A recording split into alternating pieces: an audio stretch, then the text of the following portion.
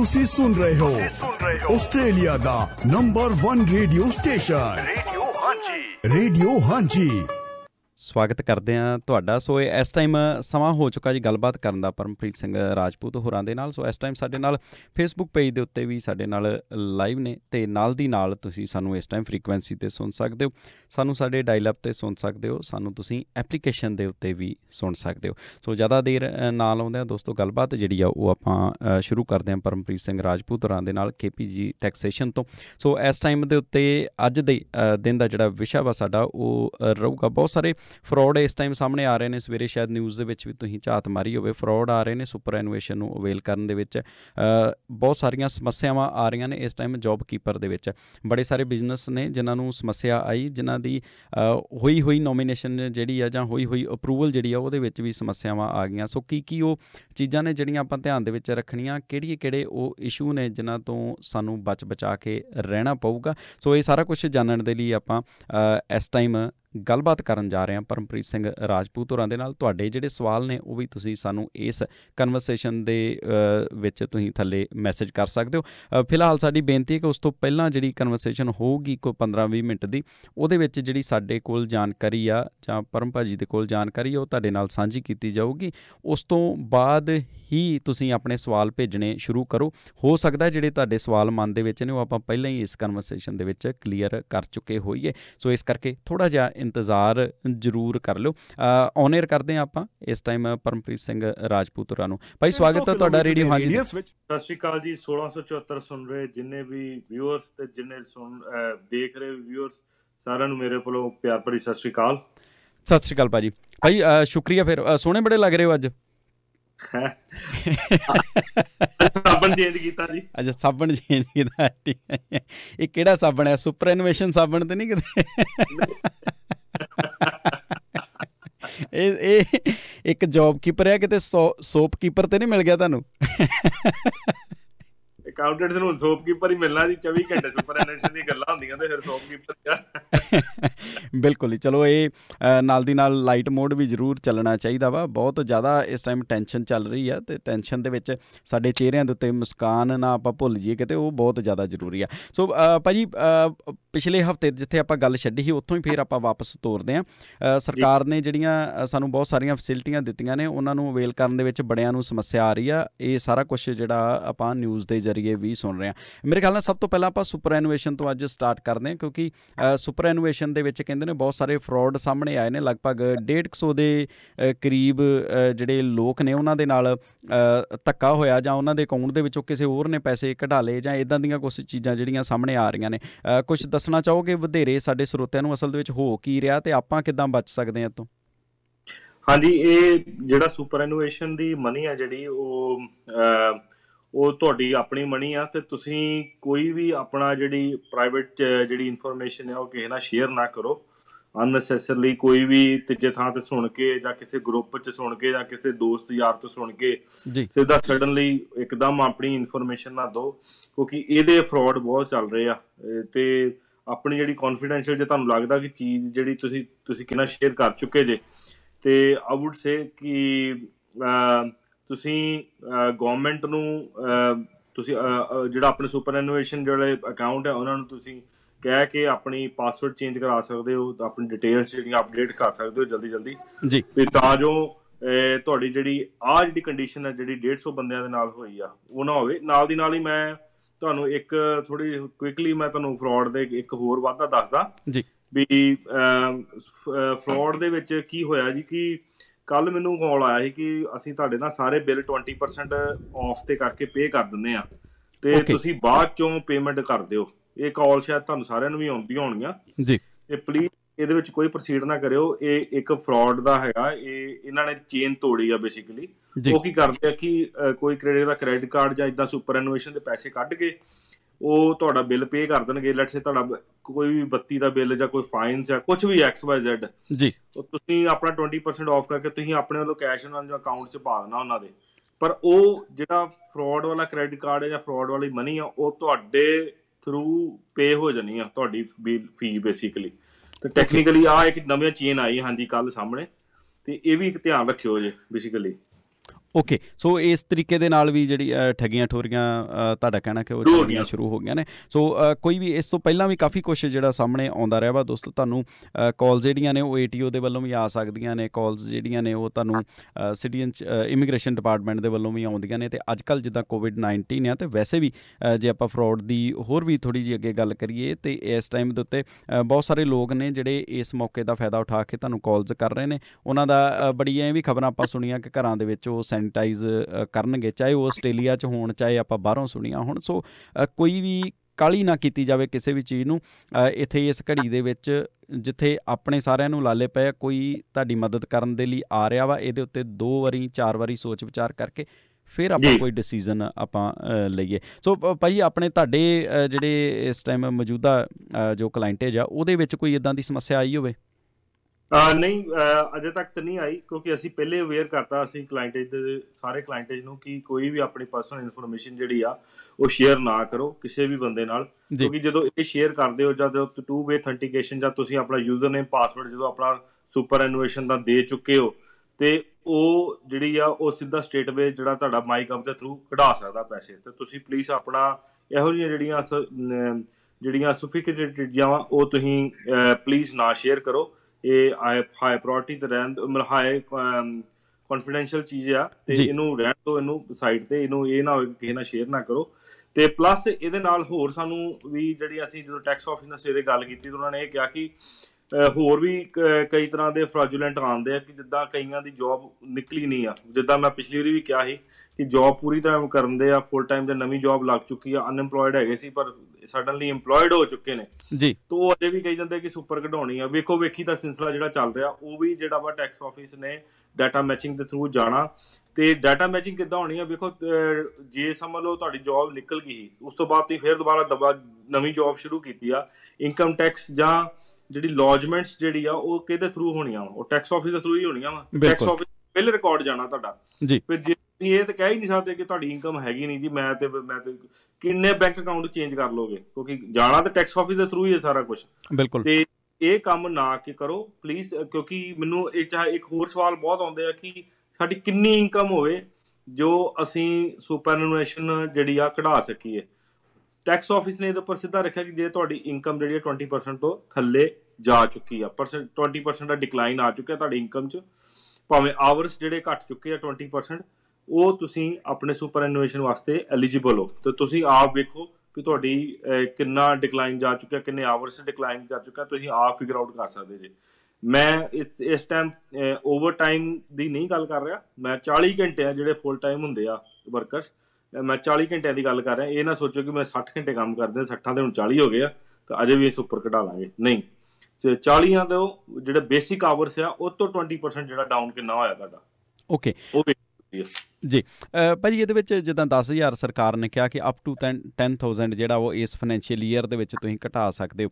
ਇਹਦੇ ਵਿੱਚ ਕੋਈ ਮਿਨੀਮਮ ਰਿਕੁਆਇਰਮੈਂਟ ਇਸ ਚੀਜ਼ ਦੀ ਹੈਗੀ ਆ ਕਿ ਇੰਨੇ ਕੁ ਤੁਸੀਂ ਪਿੱਛੇ ਵੀ ਛੱਡਣੇ ਨੇ ਅਕਾਊਂਟ ਦੇ ਵਿੱਚ, ਜਾਂ ਮੰਨ ਲਓ ਜੇ ਤੁਹਾਡੇ ਅਕਾਊਂਟ 'ਚ 2,000 ਆ ਤਾਂ 2,000 ਦਾ 2,000 ਹੀ ਤੁਸੀਂ ਕਢਾ ਸਕਦੇ ਹੋ? ਕੁਛ ਹੈ ਪਿੱਛੇ ਮਿਨੀਮਮ ਛੱਡਣ ਦੇ ਲਈ?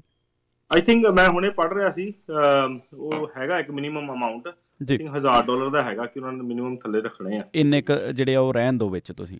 ਹਾਂਜੀ, ਮਤਲਬ ਹਰ ਇੱਕ ਪੂਰਾ ਨਹੀਂ ਕਢਾ ਸਕਦੇ, ਵੀ ਇਹ ਨਹੀਂ ਕਿ ਤੁਸੀਂ 10,000 ਦਾ ਬੈਲੈਂਸ ਹੈ 10,000 ਕਢਾ ਲਓ। ਤੇ ਉਹਨਾਂ ਨੇ ਇੱਕ ਐਕਸ ਅਮਾਊਂਟ ਜਿਹੜੀ ਮਿਨੀਮਮ ਜਿਹੜੀ ਆ $1,000 ਦੀ ਉਹਨਾਂ ਨੇ ਰੱਖਣੀ ਹੈ ਥੱਲੇ ਜੀ। ਸੋ ਇਹ ਜਿਹੜੇ ਫਰੋਡ ਨੇ ਬੇਸਿਕਲੀ ਇਹ ਭਾਜੀ ਇਹੀ ਹੁਣ ਤੱਕ ਦੀ ਜੋ ਕਨਵਰਸੇਸ਼ਨ ਹੈ ਜਾਂ ਜੋ ਨਿਊਜ਼ ਦੇ ਵਿੱਚ ਆ ਰਿਹਾ ਉਹ ਇਹੀ ਆ ਕਿ ਕਿਸੇ ਦੀਆਂ ਜਾਂ ਤੁਹਾਡੀਆਂ ਡਿਟੇਲਸ ਜੇ ਕਿਸੇ ਦੇ ਹੱਥ ਆ ਗਈਆਂ ਗਲਤ ਬੰਦੇ ਦੇ, ਤਾਂ ਤੁਹਾਡੇ ਬਿਹਾਫ ਦੇ ਉੱਤੇ ਪਹਿਲਾਂ ਉਹਨੂੰ ਕਢਾ ਲੂਗਾ। ਸੋ ਬੇਸਿਕਲੀ ਇਹ ਸਿਲਸਿਲਾ ਇਸ ਟਾਈਮ ਦੇ ਉੱਤੇ ਚੱਲ ਰਿਹਾ।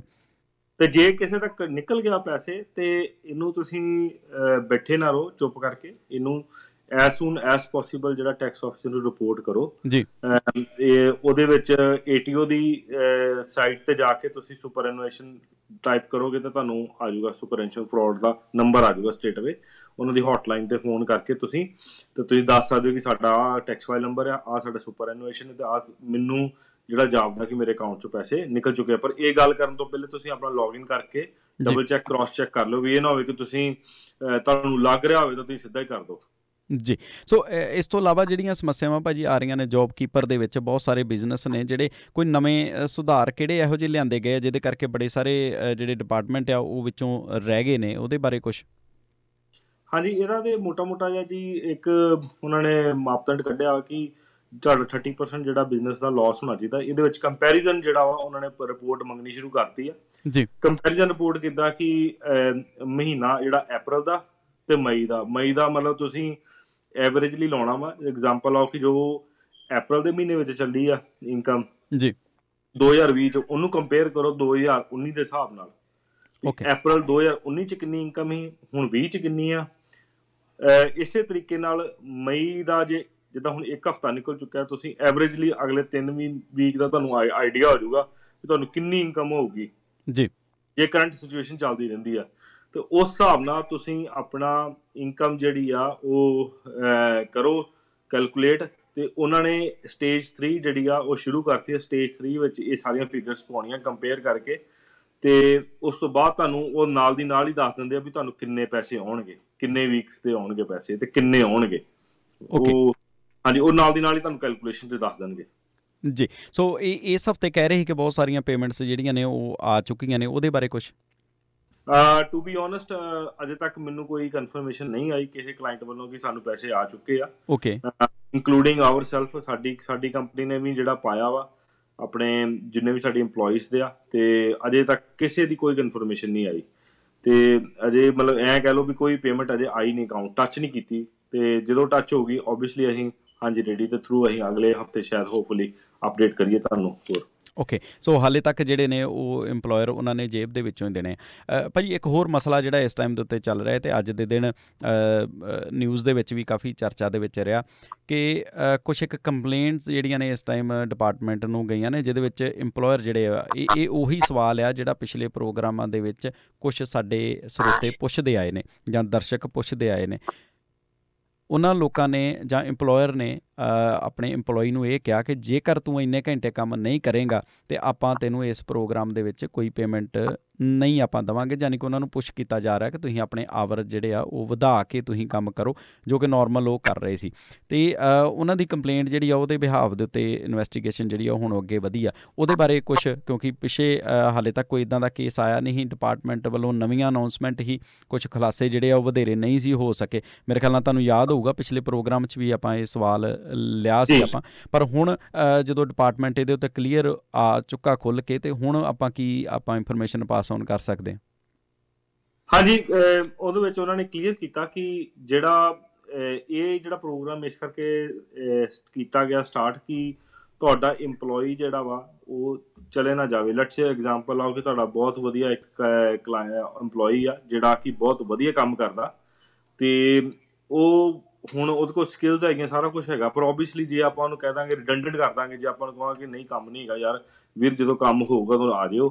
ਅਤੇ ਜੇ ਆਪਾਂ ਇਹ ਵਾਲੀ ਸਟੇਟਮੈਂਟ ਨੂੰ ਦੇਵਾਂਗੇ ਤਾਂ ਓਬਵੀਅਸਲੀ ਅਗਲੇ ਪਾਸੇ ਕੰਮ ਲੱਭੂਗਾ, ਅਤੇ ਹੋਰ ਪਾਸੇ ਕੰਮ ਲੱਭਣ ਨਾਲ ਕੀ ਹੋਊਗਾ ਕਿ ਉਹ ਹੋ ਸਕਦਾ ਕਿ ਵਾਪਸ ਨਾ ਹੀ ਮੁੜ ਕੇ ਆਵੇ। ਅਤੇ ਇਹ ਜਿਹੜੀ ਚੀਜ਼ ਆ ਉਹ ਹੈਲਪ ਬਿਜ਼ਨਸ ਨੂੰ ਕਰਨ ਵਾਸਤੇ ਗੌਰਮੈਂਟ ਨੇ ਇੱਕ ਪ੍ਰੋਗਰਾਮ ਚਲਾਇਆ। ਪ੍ਰੋਗਰਾਮ ਦੇ ਵਿੱਚ ਉਹਨਾਂ ਨੇ ਇਹ ਕਿਹਾ ਕਿ ਠੀਕ ਆ, ਇਹ 1500 ਦੀ ਮਿਨੀਮਮ ਇੱਕ ਪੇਮੈਂਟ ਹੈ ਜਿਹੜੀ ਆਮ ਬੰਦੇ ਦੀ ਘੱਟੋ ਘੱਟ ਰੋਜੀ ਰੋਟੀ ਘਰ ਦੀ ਚੱਲਦੀ ਰਹੇ, ਅਤੇ ਉਹਦੇ ਕਰਕੇ ਇਹ ਚੀਜ਼ ਚਲਾਈ ਆ। ਉਹਦੇ ਵਿੱਚ ਕੋਈ ਉਹਨਾਂ ਨੇ ਆਵਰਸ ਦਾ ਇੱਦਾਂ ਕਿ ਤੁਸੀਂ ਇਹ ਨਹੀਂ ਕਹਿ ਸਕਦੇ ਕਿ ਸਪੈਸ਼ਲੀ ਕਿ ਇੰਨੇ ਆਵਰਸ ਤੁਸੀਂ ਕੰਮ ਕਰੋ ਹੀ ਕਰੋ।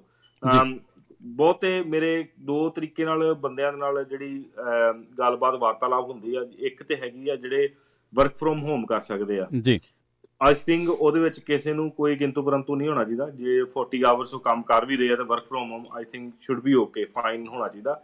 ਹਾਂ, ਜਿਹੜੇ ਸਪੈਸ਼ਲੀ ਫੋਰਸ ਕਰਕੇ ਵਰਕ ਪਲੇਸ 'ਤੇ ਲੈ ਕੇ ਜਾਣ ਨੂੰ ਕਹਿ ਰਹੇ ਆ ਕਿ ਵਰਕ ਪਲੇਸ 'ਤੇ ਆਓ, ਉਹ ਇੰਨੇ ਕੰਮ ਕਰੋ ਫਿਰ ਰੱਖਾਂਗੇ, ਨਹੀਂ ਤਾਂ ਅਸੀਂ ਨਹੀਂ ਰੱਖਾਂਗੇ ਜੀ, ਇਹ ਥੋੜ੍ਹਾ ਜਿਹਾ ਗਲਤ ਹੈ ਗੌਰਮੈਂਟ ਦੇ ਹਿਸਾਬ ਨਾਲ, ਅਤੇ ਇਹ ਉਹਦੇ 'ਤੇ ਇਨਵੈਸਟੀਗੇਸ਼ਨ ਸ਼ੁਰੂ ਕਰਤੀ ਆ। ਅਤੇ ਮੇਰੀ ਅਪੀਲ ਇਹੀ ਆ ਕਿ ਜਿਹੜੇ ਇੰਪਲੋਇਰਸ ਇਹ ਕੰਮ ਕਰ ਰਹੇ ਆ, ਪਲੀਜ਼ ਮੇਕ ਸ਼ੋਰ ਕਿ ਤੁਸੀਂ ਇਹੋ ਜਿਹੀ ਕੋਈ ਸਟੇਟਮੈਂਟ ਪਾਸ ਨਾ ਕਰੋ। ਜੀ ਕਿਉਂਕਿ ਇਹਦੇ ਉੱਤੇ ਇਨਵੈਸਟੀਗੇਸ਼ਨ ਜਿਹੜੀ ਆ ਇਸ ਟਾਈਮ ਚੱਲ ਰਹੀ ਆ, ਅਤੇ ਤੁਹਾਡੇ ਖਿਲਾਫ ਵੀ ਹੋ ਸਕਦਾ ਕੰਪਲੇਂਟ ਇਸ ਚੀਜ਼ ਨੂੰ ਲੈ ਕੇ ਹੋ ਜੇ। ਅੱਜ ਸਵੇਰ ਦੀ ਜੇਕਰ ਤੁਸੀਂ ਵਧੇਰੇ ਦੋਸਤੋ ਇਹਦੇ ਉੱਤੇ ਇਨਫੋਰਮੇਸ਼ਨ ਲੈਣੀ ਹੋਵੇ ਤਾਂ ABC ਦੇ ਉੱਤੇ ਅੱਜ ਦੇ ਦਿਨ ਇਹਦੇ ਉੱਤੇ ਜਿਹੜੀ ਆ ਉਹ ਚਰਚਾ ਇਹਦੇ ਉੱਤੇ ਖੂਬ ਹੋਈ ਆ। ਸੋ ਬਹੁਤ ਸਾਰੇ ਲੋਕ ਨੇ ਜਿਨ੍ਹਾਂ ਨੇ ਖੁੱਲ੍ਹ ਕੇ ਸਾਹਮਣੇ ਆ ਕੇ ਕੰਪਲੇਂਟਸ ਵੀ ਕੀਤੀਆਂ ਨੇ। ਭਾਅ ਜੀ ਇੱਕ ਸਵਾਲ ਆ ਰਿਹਾ ਸੀ ਕਿ ਸੁਪਰ ਐਨੂਏਸ਼ਨ ਜਿਹੜੀ ਆ ਉਹ ਆਪਾਂ ਆਪ ਵੀ ਮੈਨੇਜ ਕਰ ਸਕਦੇ ਹਾਂ, ਹੈ ਨਾ। ਆਪਾਂ ਪਹਿਲੇ ਪ੍ਰੋਗਰਾਮ ਦੇ ਵਿੱਚ ਇਹ ਚੀਜ਼ ਕਲੀਅਰ ਕੀਤੀ ਸੀ, ਉਹਦੇ ਬਾਰੇ ਦੱਸਿਆ ਵੀ ਸੀ ਆਪਾਂ ਕਿ ਕਿੱਦਾਂ ਅਤੇ ਕੀ ਉਹਦੀਆਂ ਸ਼ਰਤਾਂ ਨੇ। ਅੱਛਾ, ਜਿਹੜੇ ਸੈਲਫ ਮੈਨੇਜ ਹੀ ਆਪਾਂ ਯੂਜ਼ ਕਰਦੇ ਵਰਡ ਉਹਦੇ ਲਈ, ਸੈਲਫ ਮੈਨੇਜ ਸੁਪਰ ਐਨੂਏਸ਼ਨ ਫੰਡ ਜੀ। ਸੋ ਸੈਲਫ ਮੈਨੇਜ ਸੁਪਰ ਐਨੂਏਸ਼ਨ ਫੰਡ ਜਿਹੜੇ ਨੇ, ਕੀ ਉਹਦੇ ਵਿੱਚੋਂ ਵੀ ਆਪਾਂ ਅਵੇਲ ਕਰ ਸਕਦੇ ਹਾਂ? ਉਹਦੇ ਕੀ ਪ੍ਰੋਸੀਜਰ ਆ ਜਾਂ ਉਹਦੇ 'ਚ ਕੀ ਰੂਲ ਰੈਗੂਲੇਸ਼ਨ ਕਹਿੰਦੇ ਨੇ? ਦੇਖੋ SMSF ਜਿਹੜੀ ਆ ਨਾ, ਇੱਕ ਫੰਡ ਜਿਹੜੇ ਆ ਤੁਸੀਂ ਖੁਦ ਛੋਟੇ ਲੈਵਲ ਤੇ ਔਨ ਕਰ ਲੈਂਦੇ ਹੋ, ਜਿਹਦੇ ਕੁਛ ਆਪਦੇ ਹੁੰਦੇ ਆ ਕਿ ਅਸੀਂ ਆਹ ਜਿਹੜੇ ਫੰਡਸ ਆ ਇਸ ਇੰਡਸਟਰੀ 'ਚ ਇਨਵੈਸਟ ਕਰਾਂਗੇ, ਇੰਨੇ % 'ਚ ਕਰਾਂਗੇ, ਤੇ ਉਸ ਤਰੀਕੇ ਨਾਲ ਜਿਹੜੇ ਉਹ ਫੰਡਸ ਆ ਉਸੇ ਤਰ੍ਹਾਂ ਇਨਵੈਸਟ ਕੀਤੇ ਜਾਂਦੇ ਆ। ਉਹਦੀਆਂ ਮੋਟੀਆਂ ਸ਼ਰਤਾਂ ਜਿਹੜੀਆਂ ਮੈਂ ਪਿਛਲੀ ਵਾਰੀ ਦੱਸਿਆ ਕਿ ਇੰਪਲੋਇਰ ਐਂਡ ਇੰਪਲੋਈ ਰਿਲੇਸ਼ਨ ਨਹੀਂ ਹੋਣਾ ਚਾਹੀਦਾ, 2.5 ਲੱਖ ਦਾ ਪੂਲ ਹੋਣਾ ਚਾਹੀਦਾ ਤੁਹਾਡਾ, ਤੇ ਪਲੱਸ ਜਿਹੜਾ ਵਾ ਉਹ ਕਿਸੇ ਫਾਲਤੂ ਚੀਜ਼ ਵਾਸਤੇ ਪੈਸੇ ਨਾ ਖਰਚੋ। ਇਹ ਨਹੀਂ ਕਿ ਤੁਸੀਂ ਬੇਕਾਰ 'ਚ ਪੈਸੇ ਘੱਟ ਗਏ ਸੀ ਤੇ ਮੈਂ ਚਲੋ ਚੁੱਕ ਕੇ ਚੋਂ ਪਾ ਲਿਆ ਇਹਨੂੰ, ਉਹ ਬਰੀਚ ਹੋ ਜਾਣਾ ਬੜਾ ਤਗੜਾ। ਹੋਰ ਵੀ ਜਿਹੜੀ ਕੰਡੀਸ਼ਨਸ ਹੁੰਦੀਆਂ ਪਰ ਮੇਨਲੀ ਮੋਟੇ ਤੌਰ ਤੇ ਇਹ ਹੁੰਦੀਆਂ।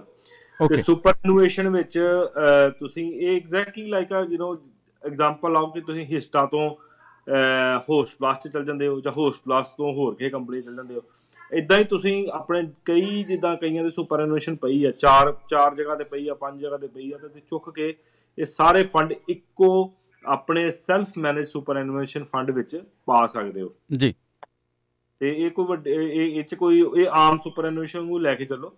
ਹਾਂ, ਇਹਦਾ ਕੰਡੀਸ਼ਨ ਇਹ ਹੈ ਕਿ ਤੁਸੀਂ ਆਪ ਮੈਨੇਜ ਕਰ ਰਹੇ ਹੋ, ਰਾਦਰ ਦੈਨ ਤੁਹਾਡੇ ਬਿਹਾਫ ਤੇ ਕੋਈ ਹੋਰ ਮੈਨੇਜ ਕਰੇ। ਇਹਦੇ ਵਿੱਚ ਭਾਈ ਤੁਸੀਂ ਜਦੋਂ ਆਪ ਮੈਨੇਜ ਕਰ ਰਹੇ ਹੋ ਤੇ ਸਾਰਾ ਕੁਝ ਤੁਹਾਡੇ ਹੱਥਾਂ ਦੇ ਵਿੱਚ ਆ, ਪੈਸਾ ਜਿਹੜਾ ਉਹ ਤੁਹਾਡੇ ਹੱਥਾਂ ਦੇ ਵਿੱਚ ਆ। ਮੰਨ ਲਓ ਫੋਰ ਐਗਜ਼ਾਮਪਲ ਮੈਂ ਆਪਣੇ ਹੱਥਾਂ ਦੇ ਵਿੱਚ ਪੈਸਾ ਲੈ ਲਿਆ, ਰਾਦਰ ਦੈਨ ਕਿ ਸੁਪਰ ਐਨੂਏਸ਼ਨ ਕੰਪਨੀ, ਬੈਂਕ ਜਾਂ ਕਹਿ ਲਓ ਸਰਕਾਰ ਮੇਰੇ ਬਿਹਾਫ ਦੇ ਉੱਤੇ ਅੱਗੇ ਕਿਤੇ ਇਨਵੈਸਟ ਕਰੇ ਤੇ ਉਹਦੇ ਵਿੱਚੋਂ ਉਹ ਜਿਹੜੀ ਮੈਨੂੰ ਪਰਸੈਂਟੇਜ ਵਾਧਾ ਆ ਉਹ ਮੈਨੂੰ ਦਵੇ, ਉਹ ਮੈਂ ਆਪ ਆਪਣੀ ਹੱਥੀਂ ਮੈਂ ਕਿਤੇ ਨਾ ਕਿਤੇ ਕਿਸੇ ਜਗ੍ਹਾ ਦੇ ਉੱਤੇ ਮੰਨ ਲਓ ਇਨਵੈਸਟ ਕੀਤਾ, ਤੇ ਉਹ ਮੇਰੀ ਮਰਜ਼ੀ ਆ ਕਿ ਉਹਦੇ ਵਿੱਚੋਂ ਮੈਨੂੰ ਵੱਧ ਆਇਆ ਜਾਂ ਘੱਟ ਆਇਆ। ਪਰ ਉਹ ਤੇ ਆਲਰੇਡੀ ਤੁਹਾਡੇ ਕੋਲ ਆ, ਫਿਰ ਇਹ ਉਹਦੇ ਵਿੱਚੋਂ ਕਢਾਉਣ ਵਾਲੀ ਕੀ ਸੈਂਸ ਹੋਈ? ਉਹ ਤੇ ਆਲਰੇਡੀ ਪੈਸਾ ਤੁਹਾਡੇ ਕੋਲ ਆ, ਉਹ ਕਿੱਦਾਂ ਪ੍ਰੋਸੈਸ ਵਰਕ ਕਰਦਾ?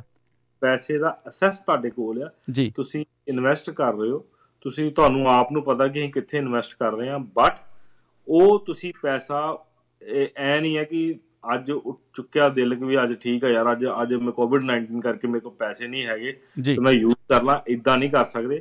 ਉਹ ਚੈਨਲ ਉਹੀ ਫੜਨਾ ਪਊਗਾ ਜੋ ਚੈਨਲ ਇਹਨਾਂ ਦੇ ਥਰੂ ਫੜਦੇ ਆ। ਸੋ ਆਪਾਂ ਇੱਦਾਂ ਕਹੀਏ ਕਿ ਸੈਲਫ ਮੈਨੇਜਮੈਂਟ ਦੇ ਵਿੱਚ ਵੀ ਤੁਸੀਂ ਕੈਸ਼ ਵਿਡਰੋਲ ਨਹੀਂ ਕਰ ਸਕਦੇ, ਸਿਰਫ ਤੁਸੀਂ ਇਨਵੈਸਟ ਕਰ ਸਕਦੇ ਹੋ ਉਸ ਪੈਸੇ ਨੂੰ। ਉਹ ਚੈਨਲ ਫੜਨਾ ਪੈਣਾ ਪ੍ਰੋਪਰ, ਉਹ ਗਵਰਨਮੈਂਟ ਦੇ ਥਰੂ ਹੀ ਚੈਨਲ ਆ, ਜਿਹੜਾ ਮਾਈਗਵ ਦੇ ਥਰੂ ਚੈਨਲ ਆ ਉਹੀ ਚੈਨਲ ਆ। ਵੀ ਚੈਨਲ ਤੁਸੀਂ ਇਹ ਨਹੀਂ ਹੈ ਕਿ ਤੁਸੀਂ ਚੈਨਲ ਆਪਦਾ ਫੜ ਲਓ, ਬੇਸਿਕਲੀ ਨਹੀਂ, ਇੱਦਾਂ ਨਹੀਂ ਜੀ। ਸੋ ਇੱਧਰ ਇੱਕ ਸਵਾਲ ਹੈ ਜਸਵੰਤ ਸਿੰਘ ਹੋਰਾਂ ਦਾ, ਕਹਿੰਦੇ ਨੇ ਕਿ ਮੇਰੇ ਫਰੈਂਡ ਨੇ $10,000 ਜਿਹੜਾ ਉਹ ਕਢਾ ਲਿਆ ਵਾ, ਤੇ ਕੀ ਮੈਂ ਇਸ ਟਾਈਮ ਕੰਮ ਕਰ ਰਿਹਾ ਵਾਂ ਤੇ ਕੀ ਮੈਂ ਵੀ ਸੁਪਰ ਐਨੂਏਸ਼ਨ ਕਲੇਮ ਕਰ ਸਕਦਾ? ਸੋ ਆਪਾਂ ਥੋੜ੍ਹਾ ਜਿਹਾ ਬਰੀਫਲੀ ਜਿਹਾ ਭਾਈ ਆਪਾਂ ਇਹਦੇ ਉੱਤੇ ਫਿਰ ਦੁਬਾਰਾ ਚਾਨਣ ਪਾ ਦਈਏ ਕਿ ਕੌਣ ਕਰ ਸਕਦਾ, ਕੌਣ ਨਹੀਂ ਕਰ ਸਕਦਾ। ਬਾਕੀ ਤੁਸੀਂ ਆਪ ਆਪਣੀ ਕੰਡੀਸ਼ਨ ਤੇ ਸਿਚੁਏਸ਼ਨ ਦੇ ਹਿਸਾਬ ਦੇ ਨਾਲ ਡਿਸੀਜ਼ਨ ਲੈ ਸਕਦੇ ਹੋ। ਹਾਂਜੀ ਭਾਜੀ। ਜਸਵੰਤ ਭਾਜੀ, ਜਿੱਦਾਂ ਕਿ ਐਗਜ਼ਾਮਪਲ ਲਓ ਕਿ ਤੁਹਾਡੇ ਵੀਕ ਦੇ 48 ਘੰਟੇ ਜਿਹੜੇ ਆ ਲੱਗਦੇ ਸੀ, ਤੇ 48 ਘੰਟਿਆਂ ਦੇ ਹੁਣ COVID-19 ਕਰਕੇ ਕਈ ਬਹੁਤੇ ਜਿਹੜੇ ਜਾਣੇ ਆ ਉਹ ਹੁਣ ਥੋੜੇ ਆਵਰ ਸਾਰਿਆਂ ਨੂੰ ਦੇ ਰਹੇ, 2-2 ਦਿਨ, 1-1 ਦਿਨ ਦੇ ਰਹੇ ਆ। ਓਬਵੀਅਸਲੀ ਤੁਹਾਡੇ ਜਿਹੜੇ ਆਵਰਸ ਆ ਅਗਰ 20% ਤੋਂ ਥੱਲੇ ਡਾਊਨ ਹੋ ਜਾਂਦੇ ਆ ਵਰਕਿੰਗ, ਤੇ yes you can eligible for this, ਕਿਉਂਕਿ ਫਾਈਨੈਂਸ਼ੀਅਲ ਹਾਰਡਸ਼ਿਪ ਆ ਚੁੱਕੀ ਤੁਹਾਡੇ ਉੱਪਰ, ਤੇ ਇਸ ਵਾਸਤੇ ਤੁਸੀਂ ਐਲੀਜੀਬਲ ਹੋ। ਬਟ ਜੇ ਤੁਹਾਡੇ ਆਵਰਸ ਨਹੀਂ ਘਟੇ ਜਾਂ ਮੋਟੇ ਤੌਰ ਤੇ ਕਹਿ ਦਿੱਤਾ ਜਾਵੇ ਕਿ ਤੁਸੀਂ ਇੱਕ ਜੌਬ ਤੋਂ ਤੁਹਾਡੇ ਆਵਰਸ ਘਟੇ ਤਾਂ ਤੁਸੀਂ ਦੂਜੀ ਜੌਬ ਇੱਕ ਹੋਰ ਫੜ ਲਈ, ਨਾਲ ਹੋਰ ਸਮਝ ਲਓ ਵੀ ਸਿਕਿਉਰਿਟੀ ਦੀ ਫੜ ਲਈ, ਜਾਂ ਹੋਰ ਸੇਫ ਫੇਸ ਵੂਲਵਰਥ 'ਚ ਕੰਮ ਕਰਨਾ ਸ਼ੁਰੂ ਕਰਤਾ, ਤੇ ਫਿਰ ਤੁਹਾਡੇ ਆਵਰਸ ਨਹੀਂ ਘਟੇ, ਫਿਰ ਤੁਸੀਂ ਉਹਨੂੰ ਕੋਮੂਲੇਟ ਕਰੋ ਦੋਨਾਂ ਨੂੰ, ਤੇ ਕਿਊਮੂਲੇਟ ਕਰਕੇ ਤੁਹਾਡੀ ਇਨਕਮ ਤੇ ਕੋਈ ਇੰਪੈਕਟ ਨਹੀਂ ਪਿਆ। ਤੁਸੀਂ ਇੱਕ ਐਕਸਟਰਾ ਸਟਰਗਲ ਜ਼ਰੂਰ ਕੀਤੀ ਹੈ, ਨੋ ਡਾਊਟ, ਪਰ ਤੁਸੀਂ ਇਹਦੇ ਵਿੱਚ ਕੋਈ ਵੀ ਉਹ ਨਹੀਂ ਕੀਤਾ, ਕੋਈ ਮਤਲਬ ਇਹ ਨਹੀਂ ਹੈ ਕਿ ਤੁਹਾਨੂੰ ਕੋਈ ਹਾਰਡਸ਼ਿਪ ਮਿਲੀ ਆ। ਹਾਰਡਸ਼ਿਪ ਦਾ ਮਤਲਬ ਹੈ ਕਿ ਹੋਰ ਕੋਈ ਆਪਸ਼ਨ ਹੀ ਨਹੀਂ ਰਹਿ ਗਈ ਬੰਦੇ ਕੋਲ। ਐਗਜ਼ਾਮਪਲ ਜਿੱਦਾਂ ਟੈਕਸੀ ਵਾਲੇ ਆ, ਹੁਣ ਉਹਨਾਂ ਕੋਲ ਕੋਈ ਆਪਸ਼ਨ ਹੀ ਨਹੀਂ ਹੈਗੀ ਬੇਸਿਕਲੀ, ਜਿੱਦਾਂ ਕਿ ਹੋਰ ਜਿਹੜੇ ਬਿਜ਼ਨਸਿਸ ਹੈਗੇ ਆ ਜਿਹੜੇ 1-1, 2-2 ਦਿਨ ਤੇ ਆ ਗਏ ਆ, 6 ਦਿਨ 5 ਦਿਨ ਕੰਮ ਕਰਦੇ, ਹੁਣ 2 ਦਿਨ ਤੇ ਆ ਗਿਆ, ਉਹਨਾਂ ਕੋਲ ਆਪਸ਼ਨ ਨਹੀਂ ਹੈਗੀ। ਯੈਸ ਉਹ ਅਪਲਾਈ ਕਰ ਸਕਦੇ ਆ, ਪਰ ਮੈਨੂੰ ਢੇਰ ਸਾਰੇ ਕੁਐਸਚਨ ਆਉਂਦੇ ਆ ਵੀ ਅਸੀਂ ਅਪਲਾਈ ਕਰ ਦਈਏ, ਅਸੀਂ ਤਾਂ ਮੇਰੀ ਵਾਈਫ ਫੁੱਲ ਟਾਈਮ ਕੰਮ ਕਰਦੀ ਆ ਜੀ, ਉਹ ਅਪਲਾਈ ਕਰ ਲੈਣ। ਨਹੀਂ, ਕਿੱਦਾਂ ਕਰ ਲੋਗੇ ਯਾਰ? ਇਹ ਤੇ ਕੋਈ ਉਹ ਥੋੜਾ ਕਿ ਦੀਵਾਲੀ ਦਾ ਮੇਲਾ ਵੀ ਜਿਹੜਾ ਸਾਰਿਆਂ ਨੂੰ ਉਹਨਾਂ ਗਿਫਟ ਦੇ ਦਿੰਦੇ ਆ। ਇਹ ਤੇ ਇੱਕ ਹਾਰਡਸ਼ਿਪ ਆ। ਹਾਰਡਸ਼ਿਪ ਦਾ ਮਤਲਬ ਸਮਝੋ। ਹਾਰਡਸ਼ਿਪ ਦਾ ਮਤਲਬ ਹੈ ਕਿ ਤੁਹਾਨੂੰ ਪੈਸੇ ਦੀ ਲੋੜ ਆ, ਸਰਕਾਰ ਤੁਹਾਡੇ ਨਾਲ ਖਲੋਤੀ ਆ, ਤੁਹਾਨੂੰ ਹਰ ਇੱਕ ਹੀਲਾ ਕਰਕੇ ਤੁਹਾਨੂੰ ਪੈਸੇ ਦੇ ਰਹੇ ਨੇ ਤਾਂ ਜੋ ਤੁਹਾਡੀ ਹੈਲਪ ਹੋ ਸਕੇ। ਜੇ ਤੁਹਾਡੇ ਖਰਚੇ ਨਹੀਂ ਨਿਕਲ ਰਹੇ, ਲੈਟਸ ਸੇ ਕਈਆਂ ਨੂੰ ਜੌਬ ਕੀਪਰ ਵੀ ਪੈਸੇ ਮਿਲ ਰਹੇ $1500, ਪਰ ਉਹਨਾਂ ਦਾ ਜਿਹੜਾ ਖਰਚਾ ਵਾ ਘਰ ਦਾ ਨਹੀਂ ਪੂਰਾ ਹੋ ਰਿਹਾ ਕਿਉਂਕਿ ਉਹਨਾਂ ਦੀ ਇਨਕਮ ਜ਼ਿਆਦਾ ਸੀ ਪਹਿਲੇ, ਉਸ ਕਰਕੇ ਉਹ ਖਰਚੇ ਜਿਹੜੇ ਸੀ ਜ਼ਿਆਦਾ ਸੀ ਉਹਨਾਂ ਦੇ ਨੈਸੈਸਿਟੀ ਤੇ, ਜੋ ਨਹੀਂ ਰੁਕ ਰਹੇ, ਤੇ ਡੈਫੀਨੇਟਲੀ ਤੁਸੀਂ ਸੁਪਰ ਕਢਾ ਸਕਦੇ ਜੇ। ਤੇ ਜੇ ਤੁਹਾਡਾ ਗੁਜ਼ਾਰਾ ਹੋ ਰਿਹਾ ਜਾਂ ਤੁਸੀਂ ਸੈਟਲ ਕਰ ਸਕਦੇ ਜੇ, ਫਿਰ ਨਹੀਂ। ਓਕੇ ਭਾਈ, ਬਹੁਤ ਸਾਰੇ ਇੱਦਾਂ ਦੇ ਸਵਾਲ ਨੇ ਜਿਨ੍ਹਾਂ ਦੇ ਮੈਨੂੰ ਲੱਗਦਾ ਪਿਛਲੇ ਪ੍ਰੋਗਰਾਮਾਂ ਦੇ ਵਿੱਚ ਆਪਾਂ ਕਵਰੇਜ ਆਲਰੇਡੀ ਆਪਾਂ ਕਰ ਚੁੱਕੇ ਹਾਂ। ਮੇਰੀ ਬੇਨਤੀ ਪਹਿਲੀ ਤਾਂ ਇਹ ਆ ਕਿ ਤੁਸੀਂ ਕੋਸ਼ਿਸ਼ ਕਰੋ, ਪਿਛਲੇ ਵੀਰਵਾਰ ਨੂੰ ਵੀ ਸਾਡਾ ਇੱਦਾਂ ਦਾ ਹੀ ਇੱਕ ਪ੍ਰੋਗਰਾਮ ਫੇਸਬੁੱਕ ਪੇਜ ਦੇ ਉੱਤੇ ਪਿਆ ਹੋਊਗਾ, ਉਹਨੂੰ ਤੁਸੀਂ ਜ਼ਰੂਰ ਇੱਕ ਵਾਰੀ ਸੁਣ ਲਓ। ਅਤੇ ਉਸ ਤੋਂ ਪਿਛਲੇ ਵੀਰਵਾਰ ਵੀ ਇੱਕ ਹੋਰ ਪ੍ਰੋਗਰਾਮ, ਸੋ ਤੀਸਰਾ ਪ੍ਰੋਗਰਾਮ ਹੈ ਸਾਡਾ ਇਸੇ ਸੇਮ ਵਿਸ਼ੇ ਦੇ ਉੱਤੇ। ਅਤੇ ਹਾਲੇ ਵੀ ਕੁਛ ਇੱਕ ਸਵਾਲ ਜਿਹੜੇ ਨੇ ਉਹ ਇੱਦਾਂ ਦੇ ਆ ਰਹੇ ਨੇ ਕਿ ਕੀ ਮੈਂ ਕੌਣ ਐਲੀਜੀਬਲ ਹੈ ਜੋਬ ਕੀਪਰ ਦੇ ਲਈ, ਕੀ ਮੈਂ ਪੇਮੈਂਟ ਕਢਾ ਸਕਦਾ ਕਿ ਨਹੀਂ ਕਢਾ ਸਕਦਾ। 482 ਦੇ ਉੱਤੇ ਜਿੱਦਾਂ ਫੋਰ ਐਗਜ਼ਾਮਪਲ ਇੱਕ ਸਵਾਲ ਆ ਕਿ 482 ਵੀਜ਼ਾ ਜਿਹੜਾ ਵਾ ਉਹਦੇ ਉੱਤੇ ਆਪਾਂ, ਇਹ ਡਿਪੈਂਡੈਂਟ ਵੀਜ਼ਾ, ਅਤੇ ਇਹਦੇ ਉੱਤੇ ਕੀ ਆਪਾਂ ਐਲੀਜੀਬਲ ਹਾਂ ਗੌਰਮੈਂਟ ਦੀ ਪੇਮੈਂਟ ਦੇ ਲਈ। ਅਤੇ ਲਾਸਟ ਟਾਈਮ ਵੀ ਮੇਰੇ ਖਿਆਲ ਨਾਲ ਆਪਾਂ ਇਹਦੇ ਉੱਤੇ ਦੱਸਿਆ ਸੀ ਕਿ ਇਹਦੇ ਉੱਤੇ ਨਹੀਂ, 491 ਭਾਜੀ ਸ਼ਾਇਦ ਸਿਰਫ ਕਰ ਸਕਦਾ, 491 ਹੀ ਸਿਰਫ ਕਰ ਸਕਦਾ, ਤੁਸੀਂ ਨਹੀਂ ਕਰ ਸਕਦੇ ਰਿਗਾਰਡਲੈਸ ਤੁਹਾਡੇ ਕੋਲ ਜੋਬ ਹੈਗੀ ਆ ਜਾਂ ਨਹੀਂ ਹੈਗੀ। ਸੋ ਇਹ ਕੀ ਇਹ ਸੁਪਰ ਅਵੇਲ ਕਰ ਸਕਦੇ ਨੇ ਭਾਜੀ ਕਿ ਉਹ ਵੀ ਨਹੀਂ? ਹਾਂਜੀ, ਕਰ ਸਕਦੇ, ਸੁਪਰ ਤੇ ਅਵੇਲ ਕਰ ਸਕਦੇ। ਓਕੇ, ਇਹ ਡਿਪੈਂਡੈਂਟ ਵੀਜ਼ੇ ਤੇ ਵੀ ਸੁਪਰ ਸਿਰਫ ਕਰ ਸਕਦੇ ਨੇ, ਬਾਕੀ ਕਿਸੇ ਲਈ, ਦੋਵਾਂ ਦੇ ਲਈ ਇਹ ਨਹੀਂ ਗੇ ਐਲੀਜੀਬਲ। ਹਾਂਜੀ। ਅਤੇ ਇੱਕ ਰੈਂਟ ਦਾ ਭਾਈ ਸਵਾਲ ਆ, ਸ਼ਾਇਦ ਪਿਛਲੇ ਪ੍ਰੋਗਰਾਮਾਂ 'ਚ ਆਪਾਂ ਜ਼ਿਕਰ ਕਿਤੇ ਕੀਤਾ ਹੋਊਗਾ ਕਿ ਉਹਦੇ ਵਿੱਚ ਕਿੱਦਾਂ ਇਹ ਅਪਲਾਈ ਕਰ ਸਕਦੇ ਨੇ? ਰੈਂਟ ਰਿਲੀਫ ਜਿਹੜੀ ਮਿਲਦੀ, ਹਾਂਜੀ, ਰੈਂਟ ਰਿਲੀਫ ਦੀ ਗੱਲ ਕਰ ਰਹੇ ਨੇ ਜੀ। ਰੈਂਟ ਰਿਲੀਫ 'ਚ ਪਹਿਲੀ ਗੱਲ ਇਹ ਆ ਵੀ ਤੁਹਾਡਾ ਜਿਹੜਾ ਵੀ, ਮੈਂ ਟੈਨੈਂਟ ਦੀ ਗੱਲ ਕਰਦਾ ਵੀ ਜਿਹੜਾ ਵੀ ਤੁਹਾਡਾ ਰੀਅਲ ਸਟੇਟ ਜਾਂ ਰੀਅਲ ਸਟੇਟ ਨਹੀਂ ਹੈਗਾ ਤੇ ਓਨਰ ਆ, ਜੇ ਡਾਇਰੈਕਟ ਤੁਸੀਂ ਉਹਨਾਂ ਨਾਲ ਡੀਲ ਕਰ ਰਹੇ ਹੋ ਤਾਂ ਤੁਸੀਂ ਓਨਰ ਦੇ ਨਾਲ ਗੱਲਬਾਤ ਕਰਕੇ, ਨੈਗੋਸ਼ੀਏਟ ਕਰਕੇ ਵੀ ਕਿੰਨੀ ਤੁਸੀਂ ਰਿਲੀਫ ਦੇ ਰਹੇ ਹੋ ਜਾਂ ਕਿੰਨੀ ਘੱਟ ਕਰ ਰਹੇ ਹੋ, ਉਸ ਹਿਸਾਬ ਨਾਲ ਨੈਗੋਸ਼ੀਏਟ ਕਰਕੇ ਤੁਸੀਂ ਇੱਕ ਨਵਾਂ ਐਗਰੀਮੈਂਟ, ਟੈਂਪਰੇਰੀ ਐਗਰੀਮੈਂਟ ਬਣਾ ਕੇ ਤੁਸੀਂ ਓਨਰ ਇਹਨੂੰ ਕੰਜ਼ਿਊਮਰ ਅਫੇਅਰ ਵਿੱਚ ਜਿਹੜਾ ਵਾ ਜਮ੍ਹਾਂ ਕਰਾਉਣਾ। ਤੁਸੀਂ ਕੰਜ਼ਿਊਮਰ ਅਫੇਅਰ ਦੀ ਵੈਬਸਾਈਟ 'ਤੇ ਤੁਸੀਂ ਜਾ ਕੇ ਵੀ ਆਨਲਾਈਨ ਕਰ ਸਕਦੇ, ਉੱਤੇ ਜਾ ਕੇ ਕਰਕੇ ਉਹ ਜਿਹੜੇ ਪੈਸੇ ਆ ਉਹ ਸਿੱਧੇ ਤੁਹਾਡੇ ਓਨਰ ਲੈਂਡਲੋਰਡ ਨੂੰ ਜਾਂ ਰੀਅਲ ਸਟੇਟ ਨੂੰ ਸਟੇਟਵੇ ਆ ਜਾਣਗੇ ਪੈਸੇ, ਉਹ ਤੁਹਾਡੇ ਅਕਾਊਂਟ 'ਚ ਨਹੀਂ ਆਉਣੇ। ਉਹ ਜਿੰਨੀ ਵੀ ਰਿਲੀਫ ਉਹਨਾਂ ਨੇ ਤੁਹਾਨੂੰ ਕਿਹਾ ਵਾ, ਉਹ ਉਨੀ ਰਿਲੀਫ ਜਿਹੜੀ ਆ, ਉਹ ਅਮਾਊਂਟ ਜਿਹੜੀ ਆ, ਡਿਪੈਂਡ ਕੇਸ ਟੂ ਕੇਸ, ਉਹ ਤੁਹਾਡੇ ਓਨਰ ਦੇ ਅਕਾਊਂਟ 'ਚ ਆ ਜਾਣਗੇ। ਰੈਸਟ ਜਿਹੜੀ ਮਨੀ ਆ ਉਹ ਫਿਰ ਤੁਸੀਂ, ਪਰ ਉਹਦੇ ਵਿੱਚ ਕੰਡੀਸ਼ਨ ਇਹ ਆ ਵੀ ਤੁਹਾਡੀ ਜਿਹੜੀ income the I think 20 to 30% ਜਿਹੜਾ ਵਾ ਉਹ ਰੈਂਟ 'ਚ ਜਾਂਦਾ ਹੋਵੇ ਬੇਸਿਕਲੀ। ਓਕੇ, ਤੁਹਾਡੀ ਕਮਾਈ ਦਾ ਜੀ। ਸੋ ਇੱਧਰ ਇਹ ਇੱਕ ਹੋਰ ਸਵਾਲ ਸੀ ਭਾਈ ਕਿ ਜੋਬ ਕੀਪਰ ਪੇਮੈਂਟ ਜਿਹੜਾ ਕੌਣ ਐਲੀਜੀਬਲ ਆ, ਅਤੇ ਮੋਟਾ ਜਿਹਾ ਮੈਂ ਤੁਹਾਨੂੰ ਪ੍ਰੀਤ ਜੀ ਦੱਸ ਦਿਆਂ ਕਿ ਜੇਕਰ ਤੁਹਾਡੇ ਕੰਮ ਦੇ ਵਿੱਚੋਂ 30% ਜਿਹੜਾ ਲੈਸ ਹੋ ਗਿਆ, ਯਾਨੀ ਕਿ ਉਸ ਕੁਆਟਰ ਦਾ, ਜਾਂ ਕਹਿ ਲਓ ਕਿ ਉਸ ਮਹੀਨੇ, ਮੰਥਲੀ ਆ ਭਾਜੀ ਇਹ ਸ਼ਾਇਦ ਮੰਥਲੀ, ਜਾਂ ਉਸ ਕੁਆਟਰ ਦਾ ਜਿਹੜਾ 30% ਤੁਹਾਡੇ ਬਿਜ਼ਨਸ ਦੇ ਵਿੱਚ ਜੇਕਰ ਲੋਸ ਆ, ਅਤੇ ਫਿਰ ਤੁਸੀਂ ਇਹਦੇ ਵਿੱਚ ਐਲੀਜੀਬਲ ਹੋ ਜਾਂਦੇ ਹੋ। ਇਹ ਤਾਂ ਹੋ ਗਿਆ ਇੰਪਲੋਇਰ ਦਾ ਪਾਰਟ। ਜੇਕਰ ਇੰਪਲੋਈ ਦੀ ਗੱਲ ਕਰੀਏ ਤਾਂ ਉਹ ਇੰਪਲੋਇਰ ਨੇ ਅੱਗੇ ਤੁਹਾਨੂੰ ਪਾਸ ਔਨ ਪੈਸੇ ਕਰਨੇ ਨੇ ਜੋ ਉਹਨੇ ਗੌਰਮੈਂਟ ਦੇ ਕੋਲੋਂ ਲਏ ਨੇ। ਜੇ ਫਰਦਰ ਇਹਦੇ ਉੱਤੇ ਤੁਹਾਡਾ ਕੋਈ ਸਵਾਲ ਹੈ, ਕੁਐਸਚਨਿੰਗ ਹੈ, ਤਾਂ ਉਹ ਤੁਸੀਂ ਫਰਦਰ ਸਾਨੂੰ ਭੇਜ ਸਕਦੇ ਹੋ। ਭਾਜੀ ਇਹਦੇ 'ਚ ਕੁਛ ਐਡ ਔਨ ਕਰਨਾ ਚਾਹੋ ਤਾਂ ਪਲੀਜ਼। ਨਹੀਂ ਜੀ, ਉਹਨਾਂ ਦੀ ਬਸ ਇਹੀ ਆ ਕਿ ਜੇ ਤੁਹਾਡੀ ਜਿਹੜੀ ਜੋਬ ਆ ਉਹ ਇਨਕਮ ਡਾਊਨ ਹੋ ਚੁੱਕੀ ਹੈ ਬਿਜ਼ਨਸ ਦੀ, ਅਤੇ 30% ਜਿਹੜਾ ਡਿਕਲਾਈਨ ਆ ਚੁੱਕਿਆ ਬਿਜ਼ਨਸ ਦਾ, ਤਾਂ ਉਹ ਆਪਣੇ ਇੰਪਲੋਈਜ਼ ਦੇ ਬਿਹਾਫ 'ਤੇ ਜਿਹੜੇ ਪੈਸੇ ਆ ਇੰਪਲੋਈਜ਼ ਨੂੰ ਦੇਣ ਵਾਸਤੇ ਉਹਨੂੰ ਸਭ ਤੋਂ ਪਹਿਲੇ ਇੱਕ ਨੋਮੀਨੇਸ਼ਨ ਫਾਰਮ ਭਰਨਾ ਪਊਗਾ, ਜਿਸ 'ਚ ਇੰਪਲੋਈਜ਼ ਦੀ ਡਿਟੇਲਾਂ ਦੇਣਗੀਆਂ, ਸਿਗਨੇਚਰ ਹੋਣੇ ਇੰਪਲੋਈਜ਼ ਦੇ, ਕੰਸੈਂਟ ਸਾਈਨ ਹੋਣੀ ਆ।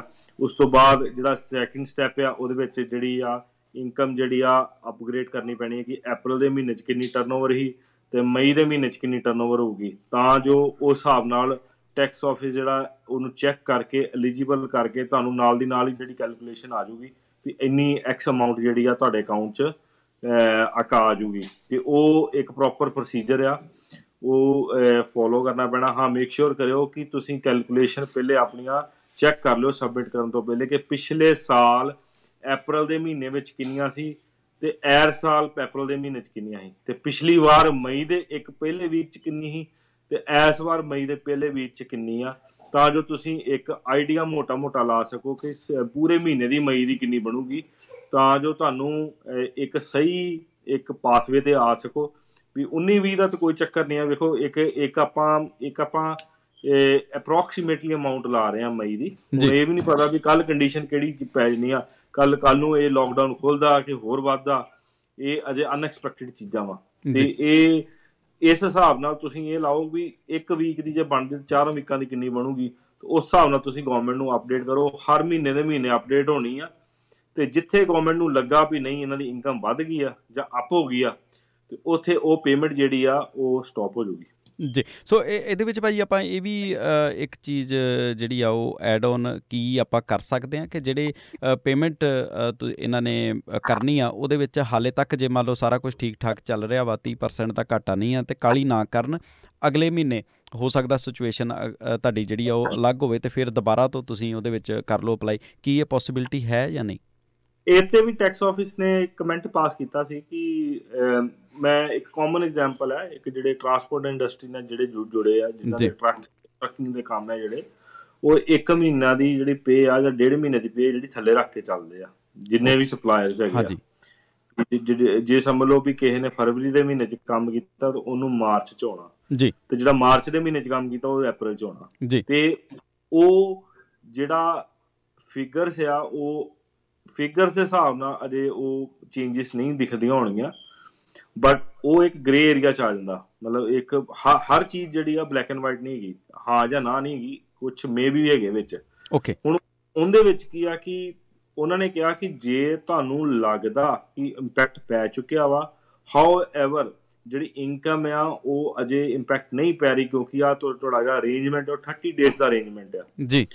ਤੇ ਉਹਦੇ ਵਿੱਚ ਜੇ ਤੁਹਾਨੂੰ ਲੱਗਦਾ ਕਿ ਆਵਰਸ ਘੱਟ ਚੁੱਕੇ ਆ, ਉਹ ਤੁਹਾਨੂੰ ਪਤਾ ਵੀ ਹਰ ਇੱਕ ਨੇ ਪ੍ਰੂਫ ਕਰ ਸਕਦਾ। ਜੇ ਕੱਲ ਨੂੰ ਇਨਵੈਸਟੀਗੇਸ਼ਨ ਵੀ ਹੁੰਦੀ ਆ, ਲੈਟਸ ਸੇ ਅਗਰ ਸਮਝੋ ਕਿ ਤੁਹਾਨੂੰ ਪਿਛਲੇ ਮਹੀਨੇ ਦੇ ਪੂਰੇ ਪੈਸੇ ਆਉਂਦੇ ਆ, ਪਰ ਤੁਹਾਨੂੰ ਪਤਾ ਕਿ ਹੁਣ ਕਰੰਟਲੀ ਸਿਚੁਏਸ਼ਨ ਇਹ ਹੈ ਵੀ ਤੁਸੀਂ 2 ਦਿਨ ਹੀ ਕੰਮ ਕਰ ਰਹੇ ਹੋ, 3 ਦਿਨ ਨਹੀਂ ਕਰ ਰਹੇ ਜੀ, ਉਹਦਾ ਇੰਪੈਕਟ ਕਿਤੇ ਨਾ ਕਿਤੇ ਤੇ ਅੱਗੇ ਜਾ ਕੇ ਦਿਖੂਗਾ ਹੀ ਨਾ। ਤੇ ਉਹ ਜਿਹੜੀਆਂ ਚੀਜ਼ਾਂ ਵਾ ਉਹ ਡਾਕੂਮੈਂਟਡ ਹੈਗੀਆਂ, ਹਰ ਇੱਕ ਜਿੱਥੋਂ ਵੀ ਜੇ ਟੈਕਸ ਆਫਿਸ ਚਾਹੁੰਦਾ ਵੀ ਆ ਤੇ ਤੁਸੀਂ ਉਹਦਾ ਪ੍ਰੂਫ ਵੀ ਦੇ ਸਕਦੇ ਹੋ। ਓਕੇ, ਇਹ ਕੋਈ ਕ੍ਰਿਮੀਨਲ ਨਹੀਂ ਆ। ਹਾਂ, ਜੇ ਕੋਈ ਇਹ ਕਵੇ ਕਿ ਜਿਹਦੇ ਕਰਕੇ ਕੰਮ ਜਿਹੜਾ ਵਾ ਉਹ ਚੇਂਜ ਨਹੀਂ ਹੋਇਆ, ਐਗਜ਼ਾਮਪਲ ਆ ਵੀ ਗਰੋਸਰੀ ਸਟੋਰ ਵਾਲੇ ਆ ਜਾਂ ਫੂਡ ਮਾਰਕੀਟ ਵਾਲੇ ਆ ਜਿਹੜੇ ਵੈਜੀਟੇਬਲ ਮਾਰਕੀਟ, ਉਹਨਾਂ ਦਾ ਕੋਈ ਇੰਪੈਕਟ ਪਿਆ ਹੀ ਨਹੀਂ ਉਹਨਾਂ ਦੇ ਉੱਪਰ। ਤੇ ਜਦੋਂ ਇੰਪੈਕਟ ਨਹੀਂ ਪਿਆ, ਉਹ ਇਹ ਕਰ ਨਹੀਂ ਸਕਦੇ, ਕਹਿ ਹੀ ਨਹੀਂ ਸਕਦੇ ਕਿ ਸਾਨੂੰ ਇੰਪੈਕਟ ਪਊਗਾ, ਉਹ ਨਹੀਂ ਪਊਗਾ। ਹਾਂ, ਕਈ ਚੀਜ਼ਾਂ ਨੂੰ ਇੰਪੈਕਟ ਜਿਹੜਾ ਪੈ ਚੁੱਕਿਆ ਵਾ, ਜਾਂ ਉਹਦਾ ਇੰਪੈਕਟ ਜਿਹੜਾ ਵਾ ਆਉਂਦੇ 1 ਮਹੀਨੇ 'ਚ ਜਾਂ 1 ਹਫ਼ਤੇ ਜਾਂ 2 ਹਫ਼ਤੇ 'ਚ ਆਉਂਦਾ, ਉਹ ਕਹਿੰਦੇ ਕਿ ਤੁਸੀਂ ਅਪਲਾਈ ਕਰ ਸਕਦੇ ਹੋ ਜੇ ਤੁਹਾਨੂੰ ਦੇਖ ਰਿਹਾ ਇਹ ਚੀਜ਼, ਪਰ ਜੇ ਤੁਹਾਨੂੰ ਨਹੀਂ ਦੇਖ ਰਹੀ ਤੁਸੀਂ ਅਪਲਾਈ ਨਾ ਕਰੋ। ਬਿਲਕੁਲ, ਸੋ ਨਾ ਤੁਸੀਂ ਕਰੋ। ਜਿੱਦਾਂ ਇੱਕ ਸਵਾਲ ਵੀ ਆ ਜਸਵੰਤ ਸਿੰਘ ਹੋਰਾਂ ਦਾ ਕਿ ਕਹਿੰਦੇ ਨੇ ਕਿ ਫੁੱਲ ਟਾਈਮ 36 ਆਵਰਸ ਕਹਿੰਦੇ ਨੇ ਕੰਮ ਕਰ ਰਿਹਾ ਵਾਂ ਮੈਂ, ਤੇ ਕੈਨ ਆਈ ਕਲੇਮ। ਸੋ ਇਹਦਾ ਮਕਸਦ ਸਮਝੋ ਜਸਵੰਤ ਜੀ, ਇਸ ਪ੍ਰੋਗਰਾਮ ਦਾ ਸਰਕਾਰ ਨੇ ਮਕਸਦ ਇਹ ਰੱਖਿਆ ਹੈ ਕਿ ਜੇ ਤੁਹਾਡੇ ਚੁੱਲ੍ਹੇ ਨਹੀਂ ਚੱਲ ਰਹੇ, ਹੁਣ ਤੁਸੀਂ ਵੇਖੋ ਕਿ ਜੇ ਤੁਸੀਂ ਖੁਦ ਹੀ ਕਹਿ ਰਹੇ ਹੋ ਕਿ ਕੰਮ ਤੁਹਾਡਾ ਚੱਲ ਰਿਹਾ ਵਾ, ਫਿਰ ਕਿਉਂ ਸਰਕਾਰ ਤੁਹਾਨੂੰ ਦਊਗੀ? ਇੱਧਰ ਉਬਰ ਦਾ ਭਾਜੀ ਇੱਕ ਸਵਾਲ ਆ, ਸੈਣੀ ਸਾਹਿਬ ਕਹਿੰਦੇ ਨੇ ਕਿ ਉਬਰ ਜਾਂ ਹੋਰ ਜਿਹੜੀਆਂ ਰਾਈਡ ਸ਼ੇਅਰ ਕੰਪਨੀਆਂ ਨੇ, ਇੱਕ ਉਬਰ ਦੇ ਵਿੱਚ ਕਰਕੇ ਸਾਈਨ ਅਪ ਤੇ ਬਾਕੀ ਵੀ ਸਾਰੇ ਜਣੇ ਕਰ ਲੈਂਦੇ ਨੇ, ਤੇ ਕਹਿੰਦੇ ਨੇ ਕਿ ਉਹ ਕਿੱਦਾਂ ਜੋਬ ਕੀਪਰ ਪੇਮੈਂਟਸ ਲੈ ਸਕਦੇ ਨੇ? ਮੈਨੂੰ ਖਿਆਲ ਇਹ ਕਾਫੀ ਕਾਮਨ ਸਵਾਲ ਆ ਰਿਹਾ ਵਾ ਜੀ। ਉਹ ਆਪਣੇ ਏਬੀਐਨ ਦੇ ਥਰੂ, ਕਿਉਂਕਿ ਉਹ ਆਪਣੇ ਏਬੀਐਨ ਤੇ ਕੰਮ ਕਰ ਰਹੇ ਨੇ ਜੀ, ਏਬੀਐਨ ਦੇ ਥਰੂ ਕਰਨਗੇ। ਹਾਂਜੀ, ਸੋ ਏਬੀਐਨ ਦੇ ਥਰੂ ਇਹ ਜਿਹੜੀ ਡਾਇਰੈਕਟਰ ਫੀ ਆ ਉਹ ਲੈ ਸਕਦੇ ਨੇ, ਜਾਂ ਕਿਹੜੀ ਪੇਮੈਂਟ ਰਿਸੀਵ ਕਰ ਸਕਦੇ? ਨਹੀਂ, ਡਾਇਰੈਕਟਰ ਫੀਸ ਤੇ ਹੋਗੀ ਨਾ ਕੰਪਨੀ ਦੇ ਕੇਸ ਵਿੱਚ ਜੀ। ਹੁਣ ਟੈਕਨੀਕਲੀ ਵੇਖਿਆ ਜਾਵੇ ਤੇ ਕਾਮਨ ਤੌਰ ਤੇ ਕਿਹੜੀਆਂ ਚੀਜ਼ਾਂ ਆਉਂਦੀਆਂ? ਕਾਮਨ ਤੌਰ ਤੇ ਨੰਬਰ 1 ਤੇ ਆਉਂਦੀ ਕੰਪਨੀ ਜਿਹਦਾ ਡਾਇਰੈਕਟਰ ਹੁੰਦਾ। ਹਾਂਜੀ, ਉਹਨੇ ਕਿਹਾ ਵੀ ਇੱਕ ਅਡਲਟ ਡਾਇਰੈਕਟਰ ਜਿਹੜਾ ਉਹ ਜਿਹੜਾ ਵਾ ਉਹ ਐਲੀਜੀਬਲ ਆ। ਓਕੇ, ਇਸੇ ਤਰ੍ਹਾਂ ਟਰਸਟ ਹੁੰਦੇ ਆ, ਕਈ ਟਰਸਟ ਕੰਮ, ਟਰਸਟ ਵਿੱਚ ਇੱਕ ਅਡਲਟ ਜਿਹੜਾ ਬੈਨੀਫੀਸ਼ੀਅਰੀ ਆ ਉਹ ਐਲੀਜੀਬਲ ਆ। ਓਕੇ, ਬਾਕੀ ਜਿਹੜੇ ਬੈਨੀਫੀਸ਼ੀਅਰੀ ਆ ਉਹ ਨਹੀਂ। ਇਸੇ ਤਰ੍ਹਾਂ ਪਾਰਟਨਰਸ਼ਿਪ ਹੁੰਦੀ ਆ ਜੀ। ਪਾਰਟਨਰਸ਼ਿਪ ਵਿੱਚ ਜੇ ਸਮਝੋ 2 ਜਾਂ 2 ਤੋਂ ਵੱਧ ਪਾਰਟਨਰ ਹੈਗੇ ਆ ਜੀ, ਉਹਨਾਂ 'ਚ ਇੱਕ ਪਾਰਟਨਰ ਜਿਹੜਾ ਵਾ ਉਹ ਐਲੀਜੀਬਲ ਆ, ਅਡਲਟ ਪਾਰਟਨਰ ਜੀ। ਹੁਣ ਤੀਸਰਾ ਜਿਹੜਾ ਵਾ ਉਹ ਆਉਂਦਾ ਵਾ ਸੋਲ ਟਰੇਡਰ। ਸੋਲ ਟਰੇਡਰ ਜਿਹੜਾ ਆਪਣਾ ਏਬੀਐਨ ਹੈ, ਜੇ ਉਹਨੂੰ ਇੰਪੈਕਟ ਪਿਆ, ਐਗਜ਼ਾਮਪਲ ਜਿੱਦਾਂ ਊਬਰ ਵਾਲਿਆਂ ਨੂੰ ਇੰਪੈਕਟ ਪਿਆ ਜਾਂ ਟੈਕਸੀ ਵਾਲਿਆਂ ਨੂੰ ਇੰਪੈਕਟ ਪਿਆ, ਉਹ ਆਪਦੇ ਏਬੀਐਨ ਦੇ ਉੱਪਰ ਆਪ ਜੋਬ ਕੀਪਰ ਦੀ ਜੋਬ ਕੀਪਰ ਦੀ ਜਿਹੜੀ ਐਪਲੀਕੇਸ਼ਨ ਜਿਹੜੀ ਆ ਉਹ ਲੌਂਚ ਕਰਕੇ ਤੇ ਉਹਨਾਂ ਨੂੰ ਖੁਦ ਨੂੰ ਸਿੱਧਾ ਆ ਜਾਊਗਾ। ਸਿਰਫ ਸੋਲ ਟਰੇਡਰ ਨੂੰ ਛੱਡ ਕੇ ਬਾਕੀ ਸਾਰਿਆਂ ਤੇ ਇਹ ਜ਼ਿੰਮੇਵਾਰੀ ਆ ਕਿ $1308 ਫੋਰਟਨਾਈਟਲੀ ਤੁਸੀਂ ਆਪਣੇ ਸੈਲਰੀ ਲਿਖ ਕੇ ਆਪਣੇ ਪਰਸਨਲ ਅਕਾਊਂਟ 'ਚ ਪਾਉਣਾ, ਬਿਜ਼ਨਸ ਅਕਾਊਂਟ 'ਚੋਂ। ਜੇ ਤੁਸੀਂ ਇਹ ਨਹੀਂ ਪਾਉਂਦੇ ਤਾਂ ਤੁਸੀਂ ਐਲੀਜੀਬਲ ਨਹੀਂ ਹੈਗੇ। ਓਕੇ, ਸੋ ਆਪਣੇ ਆਪ ਨੂੰ ਤੁਸੀਂ ਪੇਮੈਂਟਸ ਜਿਹੜੀਆਂ ਪਾਉਣੀਆਂ, ਜਿੱਦਾਂ ਆਪਾਂ ਪਿਛਲੇ ਪ੍ਰੋਗਰਾਮ 'ਚ ਵੀ ਕਵਰ ਕੀਤਾ ਸੀ ਕਿ ਹਾਲੇ ਸਰਕਾਰ ਦੇ ਵੱਲੋਂ ਨਹੀਂ ਆਏ, ਪਰ ਤੁਸੀਂ ਅੱਗੇ ਜੇ ਇੰਪਲੋਈਜ਼ ਨੂੰ ਪੇ ਕਰ ਰਹੇ ਹੋ ਤਾਂ ਵੀ ਤੁਸੀਂ ਪੇ ਕਰਨਾ ਸ਼ੁਰੂ ਕਰਨਾ ਸੀ ਤੁਸੀਂ। ਅਤੇ ਜੇਕਰ ਤੁਸੀਂ ਆਪਣੇ ਆਪ ਨੂੰ ਵੀ ਤੁਸੀਂ ਦੇ ਰਹੇ ਹੋ ਤਾਂ ਕੰਪਨੀ ਦੇ ਵਿੱਚ ਪੈਸੇ ਕੋਲੋਂ ਪਾ ਕੇ ਅਤੇ ਤੁਸੀਂ ਅੱਗੇ ਪੇਮੈਂਟ ਦੇਣੀ ਆ। ਅਤੇ ਜੇਕਰ ਕੋਈ ਨਹੀਂ ਦੇ ਪਾਇਆ, ਭਾਵੇਂ ਉਹ ਆਪਣਾ ਆਪ ਹੀ ਆ, ਅਤੇ ਫਿਰ ਤੁਸੀਂ ਨਹੀਂ ਅਵੇਲ ਕਰ ਸਕਦੇ। ਇਹੀ ਮਕਸਦ ਭਾਈ ਇਹਦਾ। ਅਤੇ ਜੇ ਆਪਾਂ ਘੱਟ ਪੇਮੈਂਟ ਪਾਈਆਂ, ਮੰਨ ਲਓ ਆਪਾਂ ਪਿਛਲੇ ਹੁਣ ਫੋਰਟਨਾਈਟਲੀ ਦੇ ਹਿਸਾਬ ਨਾਲ 4 ਪੇਮੈਂਟ ਬਣ ਗਈਆਂ, ਅਤੇ ਜੇ ਕਿਸੇ ਨੇ 1 ਹੀ ਪਾਈ ਹੈ ਤਾਂ ਕੀ ਉਹ 1 ਦੇ ਲਈ ਐਲੀਜੀਬਲ ਆ? ਹਾਂਜੀ, ਉਹ ਦੱਸਣਾ ਪਊਗਾ ਨਾ ਵੀ ਕਿਸ ਦਿਨ ਤੋਂ ਤੁਸੀਂ ਐਪਲੀਕੇਸ਼ਨ ਪਾਈ ਆ, ਕਿਸ ਦਿਨ ਤੋਂ ਤੁਸੀਂ ਕਿਹਾ ਵੀ ਇਹ ਉਸ ਦਿਨ ਤੋਂ ਟਾਈਮ ਸ਼ੁਰੂ ਹੋਊਗਾ ਨਾ। ਜੇ ਕਿਸੇ ਨੇ 12 ਮਾਰਚ ਤੋਂ ਪਾਈ ਆ, 21 ਮਾਰਚ ਤੋਂ ਪਾਈ ਹੈ, ਤਾਂ ਉਹ 21 ਮਾਰਚ ਤੋਂ ਸ਼ੁਰੂ ਹੋਊਗਾ। ਤੇ ਉਹਨਾਂ ਨੇ ਵੈਸੇ ਅਨਾਊਂਸ ਕੀਤਾ ਕਿ 21 ਮਾਰਚ ਤੋਂ ਹੀ ਸਾਰਿਆਂ ਨੂੰ ਮਿਲਣਗੇ ਪੈਸੇ ਜੀ। ਤੇ ਪਰ ਕੰਡੀਸ਼ਨ ਇਹ ਆ ਕਿ ਪੈਸੇ ਪਾ ਦਿਓ ਉਹਨਾਂ ਨੂੰ। ਓਕੇ, ਸੋ ਪੈਸੇ ਹੁਣ ਲੇਟ ਕਰੋ ਜੀ। ਸੋ ਇੱਧਰ ਇੱਕ ਸਵਾਲ ਹੈ, ਕਹਿੰਦੇ ਨੇ ਕਿ ਜੇ ਮੈਂ ਵਿਡਰੋਲ ਕਰਦਾ ਸੁਪਰ ਤੇ ਕੀ ਉਹ ਮੇਰੀ ਕ੍ਰੈਡੀਬਿਲਿਟੀ ਤੇ ਇਫੈਕਟ ਕਰੂਗਾ ਇਨ ਫਿਊਚਰ ਹੋਮ ਲੋਨ ਵਗੈਰਾ ਲੈਣ ਦੇ ਵਿੱਚ? ਨਹੀਂ ਜੀ, ਨਹੀਂ, ਇਹਦਾ ਕੋਈ ਲੈਣਾ ਦੇਣਾ ਨਹੀਂ ਉਹਦੇ ਨਾਲ ਜੀ। ਹਾਂ, ਪਰ ਜੇ ਤੁਹਾਡੀ ਇਨਕਮ ਠੀਕ ਚੱਲ ਰਹੀ ਹੈ ਤਾਂ ਫਿਰ ਤੁਸੀਂ ਨਾ ਹੀ ਤੁਸੀਂ ਇਸ ਪਾਸੇ ਨੂੰ ਤੁਸੀਂ ਸੋਚੋ। ਫਿਰ ਹੋ ਸਕਦਾ ਹੈ ਕਿ ਤੁਹਾਨੂੰ ਸਵਾਲ ਜਵਾਬ ਜਿਹੜੇ ਫਿਰ ਤੇ ਤੁਹਾਨੂੰ ਪੇਪਰ ਵਰਕ ਕੱਲ੍ਹ ਨੂੰ ਦੇਣਾ ਹੀ ਪੈਣਾ ਵਾ, ਉਹ ਇੱਕ ਅਲੱਗ ਸਿਨੈਰੀਓ ਬਣ ਜਾਂਦਾ। ਸੋ ਇੱਧਰ ਭਾਈ ਇੱਕ ਹੋਰ ਸਵਾਲ ਜਿਹੜਾ ਆ ਰਿਹਾ ਵਾ, ਕਹਿੰਦੇ ਨੇ ਕਿ ਜੇਕਰ ਕੰਪਨੀ ਤੁਹਾਨੂੰ ਇਹ ਕਵੇ ਕਿ ਐਨੂਅਲ ਲੀਵ ਜਿਹੜੀ ਆ ਉਹ ਕਾਊਂਟ ਨਹੀਂ ਹੁੰਦੀ, ਅਤੇ ਉਹ ਐਨੂਅਲ ਲੀਵ ਜਿਹੜੀ ਆ ਉਹ ਕਿਵੇਂ ਇਸ ਸਾਰੇ ਸਿਨੈਰੀਓ 'ਚ ਕਾਊਂਟ ਕਰਦੀ? ਆਪਾਂ ਓਵਰਆਲ ਇਹਦੇ ਉੱਤੇ ਜੇ ਇੱਕ ਚਾਨਣਾ ਪਾ ਦਈਏ ਤੇ। ਦੇਖੋ, ਐਨੂਅਲ ਲੀਵ ਜਿਹੜੀ ਆ ਉਹ 4 ਵੀਕਾਂ ਦੀ ਹੁੰਦੀ ਆ ਜੀ। 4 ਵੀਕ ਦੀ ਐਨੂਅਲ ਲੀਵ ਸਾਲ ਦੀ ਹੁੰਦੀ ਆ ਜੀ, ਤੇ 15 ਦਿਨ ਦੀ ਸਿਕ ਲੀਵ ਹੁੰਦੀ ਆ ਜੀ। ਤੇ ਉਹ ਕਿਊਮੂਲੇਟ ਹੁੰਦੀ ਰਹਿੰਦੀ ਆ ਨਾਲ ਜਿੱਦਾਂ ਤੁਸੀਂ ਕੰਮ ਕਰਦੇ ਹੋ ਜੀ। ਤੇ ਇਹਦੇ ਵਿੱਚ ਕੀ ਹੁੰਦਾ ਕਿ ਜਿੱਦਾਂ 1 ਵੀਕ ਕੰਮ ਕਰਦਾ, ਤੁਹਾਡੀ 1 ਵੀਕ ਕਿਊਮੂਲੇਟ ਹੋ ਗਈ, 2 ਵੀਕ ਕੰਮ ਕੀਤਾ ਕਿਊਮੂਲੇਟ ਹੋ ਗਈ ਜੀ। ਜਿਹੜੀ ਇਹ ਪੇਮੈਂਟ ਹੈ, ਇਹ ਗਵਰਨਮੈਂਟ ਵੱਲੋਂ ਤੁਹਾਨੂੰ ਇੱਕ ਪੇਮੈਂਟ ਜਿਹੜੀ ਦਿੱਤੀ ਗਈ ਕਿ ਹੈਲਪ ਵਾਸਤੇ ਜੀ। ਤੇ ਇਹਦੇ ਵਿੱਚ ਜਿਹੜੀ ਐਕਿਊਮੂਲੇਸ਼ਨ ਹੈ ਜਾਂ ਸੁਪਰ ਐਨੂਏਸ਼ਨ ਜਿਹੜੀ ਆ ਉਹ ਅਮਾਊਂਟ ਐਲੀਜੀਬਲ ਨਹੀਂ ਹੈਗੀ। ਓਕੇ, ਸੋ ਐਲੀਜੀਬਲ ਸੁਪਰ ਜਿਹੜੀ ਆ ਤੁਹਾਡੀ ਦੇਣੀ ਜ਼ਰੂਰੀ ਨਹੀਂ। ਅਸੀਂ ਟੈਕਸ ਆਫਿਸ ਤੋਂ ਪਤਾ ਕੀਤਾ ਸੀ ਕਿ ਇਸ ਅਕਾਊਂਟ ਦੇ ਉੱਪਰ ਜਿਹੜੀ $1500 ਇੰਪਲੋਇਰ ਨੇ ਦੇਣਾ ਵਾ, ਉਹਨੂੰ ਸੁਪਰ ਐਲੀਜੀਬਲ ਨਹੀਂ ਹੈਗਾ। ਬੇਸਿਕਲੀ ਉਹ ਸੁਪਰ ਦੇਣਾ ਨਹੀਂ ਚਾਹੀਦਾ, ਮਤਲਬ ਉਹਦੀ ਆਪਸ਼ਨ ਹੈ, ਸ਼ਰਤ ਹੈ ਉਹਦੀ, ਜੇ ਦੇਣਾ ਚਾਹੁੰਦਾ ਸੁਪਰ ਦੇ ਦੇ।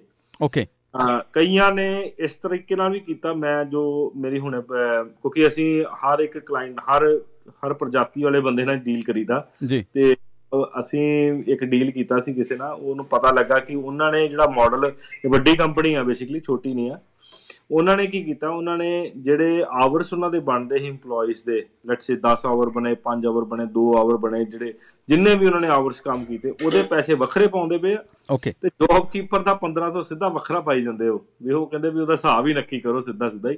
ਓਕੇ, ਸਾਨੂੰ ਕੰਮ ਦੇ ਨਹੀਂ ਪਾਉਂਦੇ, ਉਹਦਾ ਵੱਖਰਾ ਪਾਈ ਜਾਂਦੇ, ਉਹਦਾ ਵੱਖਰਾ ਪਾਉਂਦੇ ਆ। ਤੇ ਇਦਾਂ ਦਾ ਕੋਈ ਵੈਸੇ ਐਜ਼ ਸੱਚ ਕੋਈ ਟੈਕਸ ਆਫਿਸ ਨੇ ਕੋਈ ਮਾਪਦੰਡ ਨਹੀਂ ਦਿੱਤਾ ਕਿ ਇਦਾਂ ਹੀ ਕੰਮ ਕਰੋ ਜਾਂ ਨਾ ਕਰੋ। ਵੀ ਹਰ ਇੱਕ ਬੰਦਾ ਕੋਈ ਨਾ ਕੋਈ ਆਪਣੇ ਆਪ ਨੂੰ ਸੇਫ ਸਾਈਡ ਰੱਖ ਰਿਹਾ ਵੀ ਮੈਂ ਜਿੰਨਾ ਸੇਫ ਹੋ ਸਕਾਂ ਓਨਾ ਹੀ ਵਧੀਆ। ਨਹੀਂ, ਪਰ ਉਹਦੀ ਭਾਜੀ ਸੈਂਸ ਕੀ ਬਣੀ? ਇੱਕ ਪੇ ਤੇ ਜਿਹੜੀ ਆ ਉਹਦੀ ਹੋ ਗਈ ਜੋ ਉਹ ਕੰਮ ਕਰ ਰਿਹਾ, ਤੇ ਜੇਕਰ ਉਹਦੇ ਕੰਮ ਦੇ ਵਿੱਚ ਕੋਈ ਲਾਸ ਹੀ ਨਹੀਂ ਆ ਤੇ ਫਿਰ ਉਹ ਕਾਹਦਾ ਜੋਬ ਕੀਪਰ ਦੀ ਪੇਮੈਂਟ ਕਿਉਂ ਕਰ ਰਹੇ ਨੇ? ਇਹ ਕੰਪਨੀਆਂ ਜੀ ਜਿਹੜੇ ਫਿਊਲ ਪੰਪ ਨਹੀਂ ਹੈਗੇ ਕਾਲਟੈਕਸ ਦੇ, ਹਾਂਜੀ ਹਾਂਜੀ, ਈਜੀ ਫਿਊਲ ਹੋ ਗਏ ਜਿਹੜੇ ਜੀ, ਇਹ ਉਹਨਾਂ ਦੀ ਪੇਮੈਂਟ ਏਦਾਂ ਆ ਰਹੀ ਆ ਵੀ ਉਹ ਜਿੰਨੇ ਆਵਰਸ ਕੰਮ ਕਰਨ ਦੇ ਉਹ ਵੱਖਰੇ ਪੈਸੇ ਮਿਲ ਰਹੇ ਆ। ਓਕੇ, 1500 ਦੇ ਹਿਸਾਬ ਨਾਲ ਵੱਖਰਾ ਦੇਈ ਜਾਂਦੇ ਆ। ਪਰ ਉਹ ਕਿਉਂ, ਕੀ ਵਜ੍ਹਾ ਕੀ ਉਹਦੀ? ਜੇ ਕੰਮ ਦੇ ਵਿੱਚ ਲਾਸ ਹੀ ਨਹੀਂ ਆ, ਬੰਦਾ ਆਲਰੇਡੀ ਕੰਮ ਦੇ ਉੱਤੇ ਆ, ਪਲਾਨ ਤੇ ਇਸ ਕਰਕੇ ਆ ਕਿ ਜੇ ਬੰਦੇ ਦਾ ਕੰਮ ਘਟਿਆ ਵਾ, ਕੰਪਨੀ ਨੂੰ ਲਾਸ ਹੋ ਗਿਆ ਨਾ। ਇਹ ਟੈਕਸ ਆਫਿਸ ਨੇ ਇੱਥੇ ਵੀ ਕਨਫਰਮ ਕੀਤਾ। ਐਗਜ਼ਾਮਪਲ ਆਓ ਵੀ ਜੇ ਜੇ ਸਮਝ ਲਓ ਕੋਲਸ ਆ, ਹੁਣ ਕੋਲਸ ਦਾ ਜਿਹੜਾ ਇੱਕ ਪਾਰਟ ਜਿਹੜਾ ਕੋਲਸ ਆ ਉਹ ਬਹੁਤ ਵਧੀਆ ਚੱਲ ਰਿਹਾ ਬੇਸਿਕਲੀ, ਦੇਖਿਆ ਜਾਵੇ ਤਾਂ ਸੁਪਰ ਮਾਰਕੀਟ ਬੜੀ ਟੌਪ ਤੇ ਚੱਲਦੀ ਹੈ। ਪਰ ਅਦਰ ਐਂਡ ਤੇ ਜਿਹੜਾ ਬਿਗ ਡਬਲਿਊ ਬੰਦ ਹੋ ਗਿਆ ਬੇਸਿਕਲੀ, ਜਾਂ ਹੋਰ ਜਿਹੜੇ ਇਹਨਾਂ ਦੇ ਹੋਰ ਕੰਮ ਜਿਹੜੇ ਹੈਗੇ ਸੀ ਉਹ ਬੰਦ ਹੋ ਗਏ ਆ ਫਿਲਹਾਲ ਦੀ ਘੜੀ, ਤੇ ਉਹ ਟੈਕਨੀਕਲੀ ਐਲੀਜੀਬਲ ਹੋ ਗਏ ਕਿਉਂਕਿ ਉਹਨਾਂ ਦਾ ਇੱਕ ਪਾਸੇ ਜੌਬ ਲਾਸ ਵੀ ਹੋ ਰਹੀ ਆ, ਇਨਕਮ ਲਾਸ ਵੀ ਹੋ ਰਹੀ ਆ। ਤੇ ਉਹਨੂੰ ਉਸ ਤਰੀਕੇ ਨਾਲ ਵੇਖਿਆ ਜਾ ਰਿਹਾ ਬੇਸਿਕਲੀ। ਨਹੀਂ, ਪਰ ਉਹ ਬਿਜ਼ਨਸ ਜਿਹੜਾ ਉਹ ਐਲੀਜੀਬਲ ਹੋ ਗਿਆ, ਬਿਜ਼ਨਸ ਨੂੰ ਘਾਟਾ ਪੈ ਰਿਹਾ ਵਾ। ਪਰ ਜੇਕਰ ਆਪਾਂ ਗੱਲ ਕਰੀਏ ਇੰਪਲੋਈ ਦੀ, ਤੇ ਇੰਪਲੋਈ ਤੇ ਐਲੀਜੀਬਲ ਨਾ ਹੋਇਆ ਕਿਉਂਕਿ ਉਹਦੀ ਆਲਰੇਡੀ ਕੰਮ ਚੱਲ ਰਿਹਾ, ਸੋ ਇਹਦੇ 'ਚ ਪੋਸੀਬਿਲਿਟੀ ਨੇ ਕਿ ਉਹਨੂੰ ਕੱਲ੍ਹ ਨੂੰ ਪੈਸੇ ਜਿਹੜੇ ਆ ਉਹ ਰੀਫੰਡ ਵਾਪਸ ਜਿਹੜੇ ਆ ਉਹ ਪੇ ਕਰਨੇ ਪੈਣ ਇਹਦੇ ਨੈਗੇਟਿਵ ਜੀ, ਕਿਉਂਕਿ ਜੇ ਬਿਜ਼ਨਸ ਨੂੰ ਲਾਸ ਹੈਗਾ ਲੈਟਸ ਸੇ ਜੀ, ਕਿਉਂਕਿ ਫਿਊਲ ਸਟੇਸ਼ਨ ਤੇ ਵੀ ਓਬਵੀਅਸਲੀ ਸਿੱਧੀ ਜੀ ਗੱਲ ਹੈ ਜੀ, ਉੱਤੇ ਵੀ ਇੰਨਾ ਜ਼ਿਆਦਾ ਹੁਣ ਰਸ਼ ਨਹੀਂ ਰਹਿ ਗਿਆ, ਕਿਉਂਕਿ ਹਰ ਇੱਕ ਬੰਦਾ ਜੇ ਘਰ ਬੈਠਾ ਤੇ ਜੇ ਫਿਊਲ ਨਹੀਂ ਕੋਈ ਪਵਾ ਰਿਹਾ ਤੇ ਕੋਈ ਸਮਾਨ ਵੀ ਨਹੀਂ ਲੈ ਰਿਹਾ ਸ਼ਾਪ ਤੋਂ, ਤੇ ਇਸ ਹਿਸਾਬ ਨਾਲ ਉਹਨਾਂ ਦੀ ਸੇਲ ਡਾਊਨ ਹੋ ਗਈ, ਇਨਕਮ ਡਾਊਨ ਹੋ ਗਈ। ਤੇ ਹੁਣ ਪੋਸੀਬਿਲਿਟੀਜ਼ ਇਹ ਆ ਕਿ ਆਵਰਸ ਘੱਟ ਕਰੋ ਬੰਦਿਆਂ ਦੇ, ਤੇ ਥੋੜਾ ਘੱਟ ਕਰ ਦੋ। ਤੇ ਉਹਨਾਂ ਨੇ ਇਹ ਨਹੀਂ ਕੀਤਾ, ਇਹ ਕਰਨ ਦੇ ਬਜਾਏ ਉਹਨਾਂ ਨੇ ਆਪਣੇ EMPLOYEES ਨੂੰ ਪੈਸੇ ਦੇਣੇ ਸ਼ੁਰੂ ਕਰਤੇ ਵੀ ਨਹੀਂ ਤੁਸੀਂ ਹੈਲਪ ਕਰਦੇ ਪਏ ਆ, ਤੁਹਾਡੀ ਗਵਰਨਮੈਂਟ ਨੇ ਜਿਹੜੀ ਹੈਲਪ ਕੀਤੀ ਆ ਉਹ ਸਸਟੇਨ ਕਰਨ ਵਾਸਤੇ। ਨਹੀਂ ਤੇ ਇੰਨਾ ਜੇ ਸਟਾਫ ਰਿਡੰਡੈਂਟ ਕਰ ਦੇਣਗੇ ਤੇ ਓਵਰ ਦਾ ਨਾਈਟ ਜੇ ਉਹਨਾਂ ਨੂੰ ਕੋਈ ਚੱਜ ਦੀ ਜੌਬ ਲੱਭ ਗਈ ਜਾਂ ਹੋਰ ਕਿਤੇ ਜੌਬ ਸੈਟਲ ਹੋ ਗਏ ਉਹ, ਤੇ ਉਹ ਵਾਪਸ ਥੋੜਾ ਹੋਣਗੇ ਫਿਊਲ ਸਟੇਸ਼ਨ ਦੇ। ਇਹਦਾ ਮਤਲਬ ਹੋਰ ਸਟਾਫ ਤੁਹਾਨੂੰ ਟ੍ਰੇਨ ਕਰਨਾ ਪਊਗਾ, ਫਿਰ ਅਗੇਨ ਤੁਹਾਨੂੰ ਰੀਟ੍ਰੇਨ ਕਰਨਾ ਪਊਗਾ, ਤਾਂ ਉਹ ਜਿਹੜੀ ਕੋਸਟ ਆ ਉਹ ਜ਼ਿਆਦਾ ਪੈ ਜਾਊਗੀ। ਇਸ ਕਰਕੇ ਇਹ ਜਿਹੜਾ ਪ੍ਰੋਗਰਾਮ ਜਿਹੜਾ ਉਹ ਚਲਾਇਆ ਗਿਆ। ਓਕੇ, ਬਟ ਸਟਿਲ ਕੰਫਿਊਜ਼ਿੰਗ, ਕਿਉਂਕਿ ਜੇ ਬੰਦੇ ਦਾ ਕੰਮ ਆਲਰੇਡੀ ਚੱਲ ਰਿਹਾ ਵਾ, ਉਹਦਾ ਚੁੱਲ੍ਹਾ ਚੱਲ ਰਿਹਾ ਵਾ, ਤੇ ਫਿਰ ਔਨ ਟੌਪ ਆਫ ਇੱਕ ਤਰ੍ਹਾਂ ਦੇ ਨਾਲ ਇੱਕ ਉਹ ਨੇ ਜਿਨ੍ਹਾਂ ਦੀ ਜੌਬ ਹੀ ਨਹੀਂ ਰਹੀ, ਜਿਨ੍ਹਾਂ ਦੀ ਜ਼ੀਰੋ ਪੇਮੈਂਟ ਚਲੇ ਗਈ ਆ, ਦੂਸਰੇ ਉਹ ਨੇ ਜਿਨ੍ਹਾਂ ਦੀ ਡਬਲ ਹੋ ਗਈ। ਨਹੀਂ, ਤੁਸੀਂ ਦੋ ਚੀਜ਼ਾਂ ਨੂੰ ਮਿਕਸ ਕਰ ਰਹੇ ਹੋ। ਮੈਂ ਫਿਰ ਅਗੇਨ ਇਹ ਕਨਫਿਊਜ਼ਨ ਕਲੀਅਰ ਕਰਦਾ ਜੀ। ਜਿਹੜਾ ਜੌਬ ਕੀਪਰ ਦੇ ਵਿੱਚ ਬਿਜ਼ਨਸ ਜਿਹੜਾ EMPLOYER ਆ ਉਹਦੀ 30% ਡਾਊਨ ਹੋਣੀ ਚਾਹੀਦੀ ਆ। ਬਿਲਕੁਲ। ਸੁਪਰ ਐਨੂਏਸ਼ਨ ਵਿੱਚ ਜਿਹੜੇ ਬੰਦੇ ਦੀ ਸੁਪਰ ਐਨੂਏਸ਼ਨ ਹੈ ਉਹਦੀ 20% ਜਿਹੜੇ ਆ ਉਹ ਆਵਰਸ ਰਿਡਿਊਸ ਹੋਣੇ ਚਾਹੀਦੇ। ਤਾਂ ਦੋ ਵੱਖਰੀ ਚੀਜ਼ਾਂ ਵਾ, ਮਤਲਬ ਤੁਹਾਨੂੰ ਆਵਰਸ 10 ਮਿਲ ਰਿਹਾ, 20 ਮਿਲ ਰਿਹਾ, 40 ਮਿਲ ਰਿਹਾ, ਉਹ ਇੱਕ ਸੈਪਰੇਟ ਸਟੋਰੀ ਆ। ਠੀਕ ਹੈ ਜੀ। ਉਹ ਤੁਹਾਡੇ ਬਿਜ਼ਨਸ ਦਾ ਜਿਹੜਾ EMPLOYER ਦਾ ਬਿਜ਼ਨਸ ਆ ਉਹ ਡਾਊਨ ਹੋ ਚੁੱਕਿਆ ਇਸ ਟਾਈਮ। ਨਹੀਂ, ਇਹਦੇ 'ਚ ਦੋ ਚੀਜ਼ਾਂ ਹੋ ਗਈਆਂ ਨਾ ਭਾਜੀ। ਇੱਕ ਤੇ ਹੋ ਗਿਆ ਕਿ EMPLOYER ਦਾ ਬਿਜ਼ਨਸ ਡਾਊਨ ਚਲਿਆ ਗਿਆ, EMPLOYER ਜਿਹੜਾ ਉਹ ਐਲੀਜੀਬਲ ਆ ਕਿ ਉਹ ਅਫੋਰਡ ਨਹੀਂ ਕਰ ਪਾ ਰਿਹਾ ਕਿ ਉਹ ਅੱਗੇ ਪੇਮੈਂਟ ਕਰ ਸਕੇ ਉਹ। ਪਰ ਉਹਦੇ ਵਿੱਚ ਮੰਨ ਲਓ ਉਹਨੇ 10 EMPLOYEE ਰੱਖੇ ਆ ਫੋਰ ਐਗਜ਼ਾਮਪਲ, 10 ਦੇ ਵਿੱਚੋਂ 5 ਜਿਹੜੇ ਨੇ ਉਹਨਾਂ ਨੇ ਉਹਨੂੰ ਜੋਬ ਤੋਂ ਮਨਾ ਕਰ ਦਿੱਤਾ ਕਿ ਭਾਈ ਤੁਸੀਂ ਘਰੀਂ ਜਾ ਸਕਦੇ ਹੋ। ਜਿਹੜੇ 5 ਨੇ ਉਹਨਾਂ ਦੀ ਉਸੇ ਹੀ ਪੇਮੈਂਟ ਦੇ ਉੱਤੇ ਉੱਦਾਂ ਹੀ ਫੁੱਲ ਪੇਮੈਂਟ ਉਹਨਾਂ ਦੀ ਜਿਹੜੀ ਚੱਲ ਰਹੀ ਆ। ਸੋ ਇਹ ਜਸਟੀਫਿਕੇਸ਼ਨ ਜਿਹੜੀ ਹੈ ਕੁਛ ਨਜ਼ਰ ਨਹੀਂ ਮੈਨੂੰ ਇੱਥੇ ਆ ਰਹੀ ਕਿ ਉਹਨਾਂ 10 ਦੇ 10 ਨੂੰ ਹੀ ਜਿਹੜਾ 1500, ਹੁਣ ਇੱਕ ਨੂੰ ਤੇ 1500 ਗਿਆ ਤੇ ਦੂਸਰੇ ਨੂੰ ਮੰਨ ਲਓ ਫੋਰ ਐਗਜ਼ਾਮਪਲ ਜੇ ਪਹਿਲਾਂ ਹੀ 15 ਮਿਲਦਾ ਸੀ ਤੇ ਉਹਨੂੰ ਉੱਥੇ 3000 ਮਿਲਣਾ ਸ਼ੁਰੂ ਹੋ ਗਿਆ।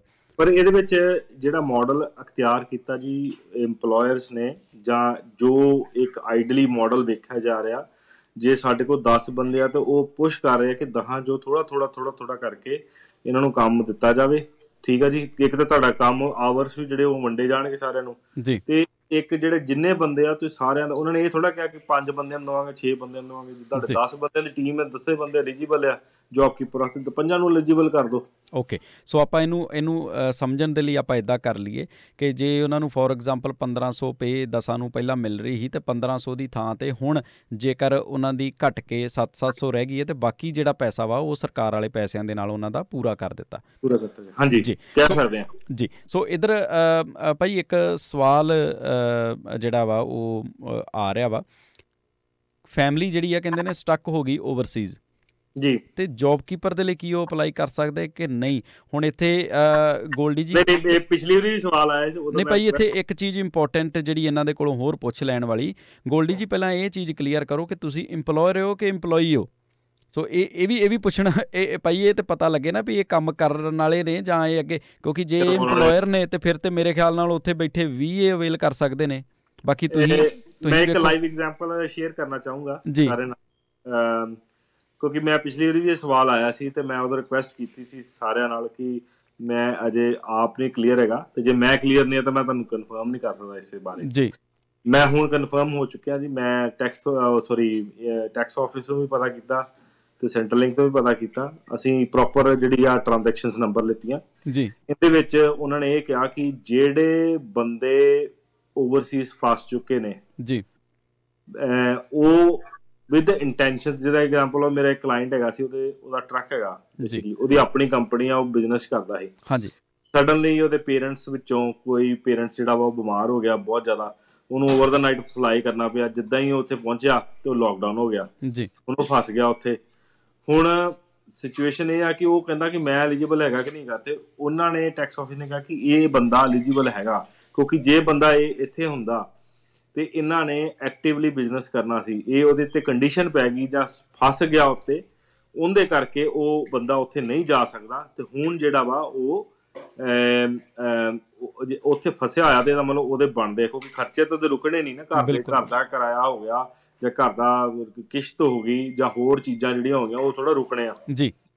ਉਹ ਕਹਿੰਦੇ ਤੁਸੀਂ ਇਹਨਾਂ ਦਾ ਅਪਲਾਈ ਕਰ ਦਿਓ, ਨਹੀਂ ਦੇ ਆਰ ਐਲੀਜੀਬਲ।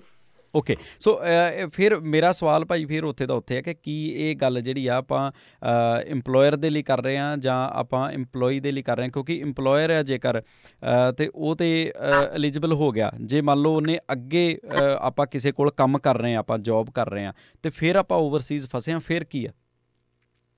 ਜੇ ਕਿਸੇ ਕੋਲ ਜੋਬ ਕਰਨੀ ਤੇ ਇੰਪਲੋਇਰ ਨੂੰ ਤਾਂ ਇਹੀ ਡਰ ਹੈ ਨਾ ਕਿ ਜੇ ਕੱਲ ਨੂੰ ਇਹ ਬੰਦਾ ਆਇਆ ਤੇ ਕਿਤੇ ਅਸੀਂ ਇਹਨੂੰ ਰਿਜ਼ੈਂਟ ਕਰਤਾ ਤੇ ਕਿਤੇ ਹੋਰ ਕਿਤੇ ਜੋਬ ਨਾ ਕਰ ਲੇ। ਓਕੇ, ਤੇ ਮੇਰੇ ਹਿਸਾਬ ਨਾਲ ਐਲੀਜੀਬਲ ਹੈਗਾ ਜੋਬ ਕੀਪਰ ਵਾਸਤੇ, ਪਰ ਤੁਸੀਂ ਬੈਟਰ ਆ ਕਿ ਇੱਕ ਵਾਰੀ ਮਤਲਬ ਉਹਦੇ ਕੋਲ ਪ੍ਰੋਪਰ ਪ੍ਰੂਫ ਲੈ ਲਿਓ ਕਿ ਉਹ ਬੰਦਾ ਉੱਥੇ ਹੀ ਆ, ਵੀ ਕਿਤੇ ਇਹ ਨਾ ਹੋਵੇ ਕਿ ਬੈਠਾ ਇੱਥੇ ਹੋਵੇ ਜਾਂ ਹੋਰ ਕੋਈ ਕੰਮ ਕਰਦਾ ਹੋਵੇ, ਜਾਂ ਕੰਡੀਸ਼ਨ ਜਿਹੜੀਆਂ ਉਹ ਸਹੀ ਹੋਣੀਆਂ ਚਾਹੀਦੀਆਂ ਵੀ ਹਾਂ ਉੱਥੇ ਫਸਿਆ ਹੋਵੇ, ਵੀ ਤੁਹਾਡੇ ਕੋਲ ਪ੍ਰੋਪਰ ਪ੍ਰੂਫ ਹੈਗਾ। ਤੇ ਇਹ ਇੱਕ ਵਾਰੀ ਡਬਲ ਚੈੱਕ ਜ਼ਰੂਰ ਕਰ ਲਿਓ ਜੀ ATO ਨਾਲ, ਕਿਉਂਕਿ ਇਹ ਜਿਹੜੀ ਆ ਉਹ ਜੋ ਪਹਿਲੇ ਫੋਨ ਕੀਤਾ ਸੀ ਉਹ ਕਹਿੰਦੇ ਨਹੀਂ, ਤੇ ਬਾਅਦ ਚੋਂ ਅਸੀਂ ਨੈਕਸਟ ਲੈਵਲ ਤੇ ਇੱਕ ATO 'ਚ ਵੀ ਨਾ ਤੇ 2 ਲੈਵਲ ਦੀਆਂ ਹੁੰਦੀਆਂ ਇਨਕੁਆਇਰੀਆਂ, ਇੱਕ ਜਨਰਲ ਇਨਕੁਆਇਰੀ ਹੁੰਦੀ ਆ ਤੇ ਇੱਕ ਜਿਹੜੀ ਆ ਪ੍ਰੋਪਰ ਜਿਹੜੇ ਕੇਸ ਆਫਿਸਰਸ ਜਿਹੜੇ ਲੱਗਦੇ ਆ, ਜਿਹੜੇ ਇਨਵੈਸਟੀਗੇਟ ਕਰਦੇ ਆ, ਉਹਨਾਂ ਦੇ ਥਰੂ ਹੁੰਦੀ ਆ।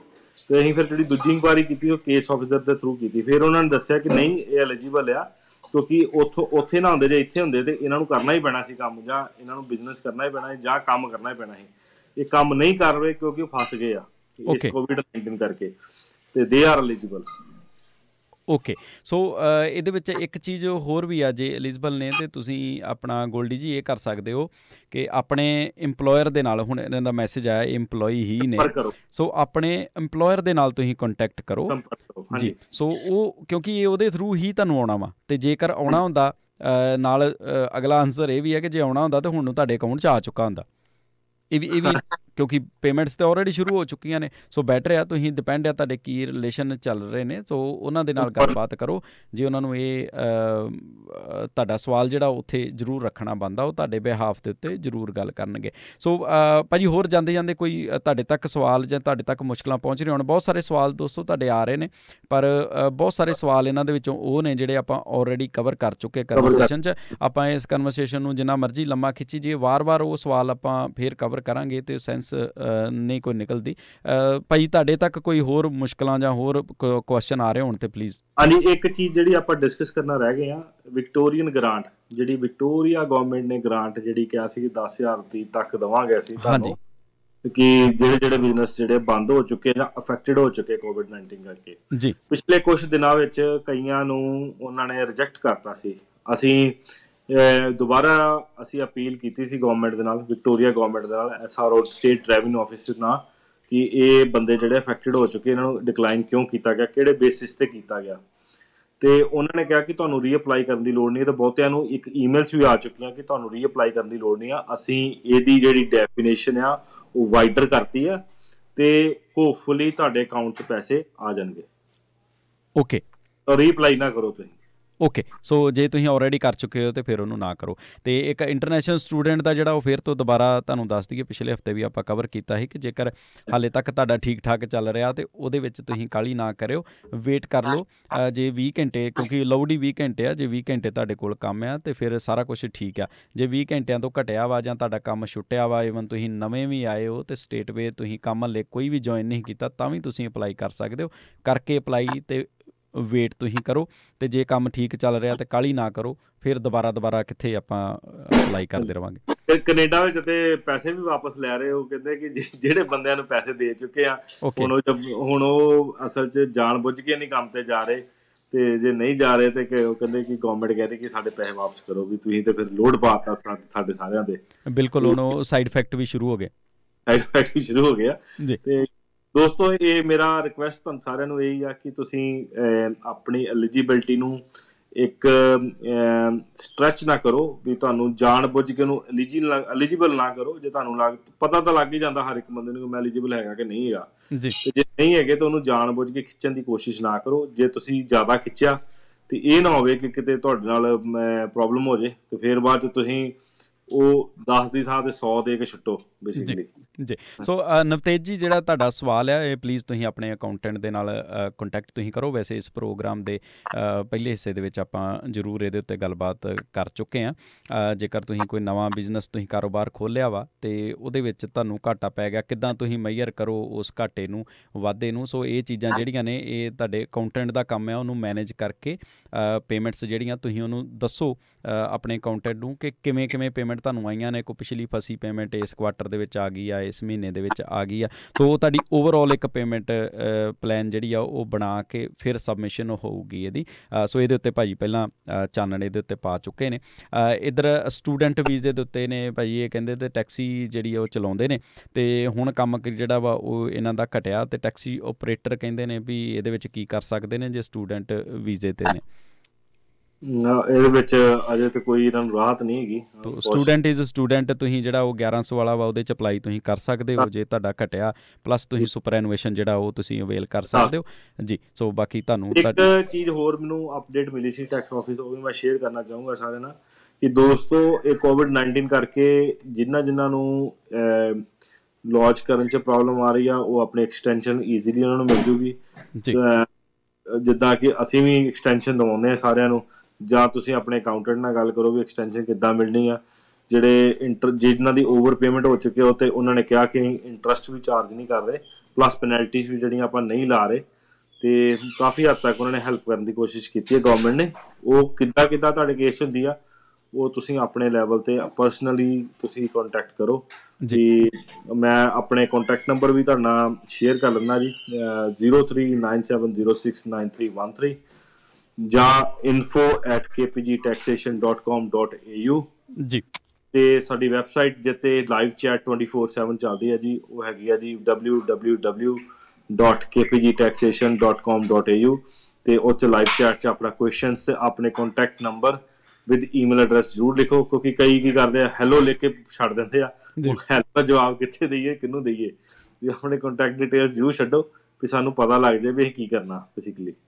ਓਕੇ। ਸੋ ਜ਼ਰੂਰ ਦੋਸਤੋ ਇਸ ਚੀਜ਼ ਦਾ ਧਿਆਨ ਰੱਖੋ। ਅਸਲ 'ਚ ਨਾ ਉਹ ਆਪਾਂ ਦੂਸਰੀ ਚੈਟਿੰਗ ਜਿਹੜੀ ਆ ਉਹ ਬਹੁਤ ਚੱਲਦੀ ਆ, ਉਹ ਜਿਹੜੇ ਯਾਹੂ ਵਾਲੇ ਨਾ ਪੁਰਾਣੇ ਹੈਲੋ ਉਹ ਹੈਲੋ, ਉਹਨਾਂ ਨੂੰ ਪਤਾ ਵੀ ਇੰਨਾ ਕੁ ਕਿਹਾ ਅੱਗੋਂ ਜਵਾਬ ਆ ਜਾਂਦਾ ਹੁੰਦਾ। ਸੋ ਇੱਥੇ ਡਿਟੇਲ ਜਿਹੜੀਆਂ ਨੇ ਉਹ ਤੁਹਾਨੂੰ ਛੱਡਣੀਆਂ ਪੈਣੀਆਂ। ਭਾਈ ਇੱਕ ਲੰਮਾ ਸਾਰਾ ਸਵਾਲ ਆ ਅਤੇ ਮੈਂ ਉਹਨੂੰ ਸ਼ਾਰਟ ਕਰਕੇ ਆਸਾਨ ਜਿਹੇ ਤਰੀਕੇ ਦੇ ਨਾਲ ਜਿਹੜਾ ਉਹ ਮੈਂ ਕੋਸ਼ਿਸ਼ ਕਰਦਾ ਵਾਂ ਤੁਹਾਡੇ ਸਾਹਮਣੇ ਰੱਖਣ ਦੀ। ਜੋਬ ਕੀਪਰ ਕਿਸੇ ਇੰਪਲੋਈ ਨੇ ਮੰਨ ਲਓ ਅਵੇਲ ਕਰ ਲਿਆ, ਉਹਦੇ ਇੰਪਲੋਇਰ ਨੇ ਲੈ ਲਿਆ ਵਾ ਅਤੇ ਅੱਗੇ ਉਹਨੇ ਗਾਂਹ ਦੇ ਦਿੱਤਾ, ਪਰ ਉਹ ਬੈਠਾ ਘਰ ਆ ਬੰਦਾ, ਹਾਂਜੀ ਪੈਸੇ ਉਹਨੇ ਲੈ ਲਿਆ।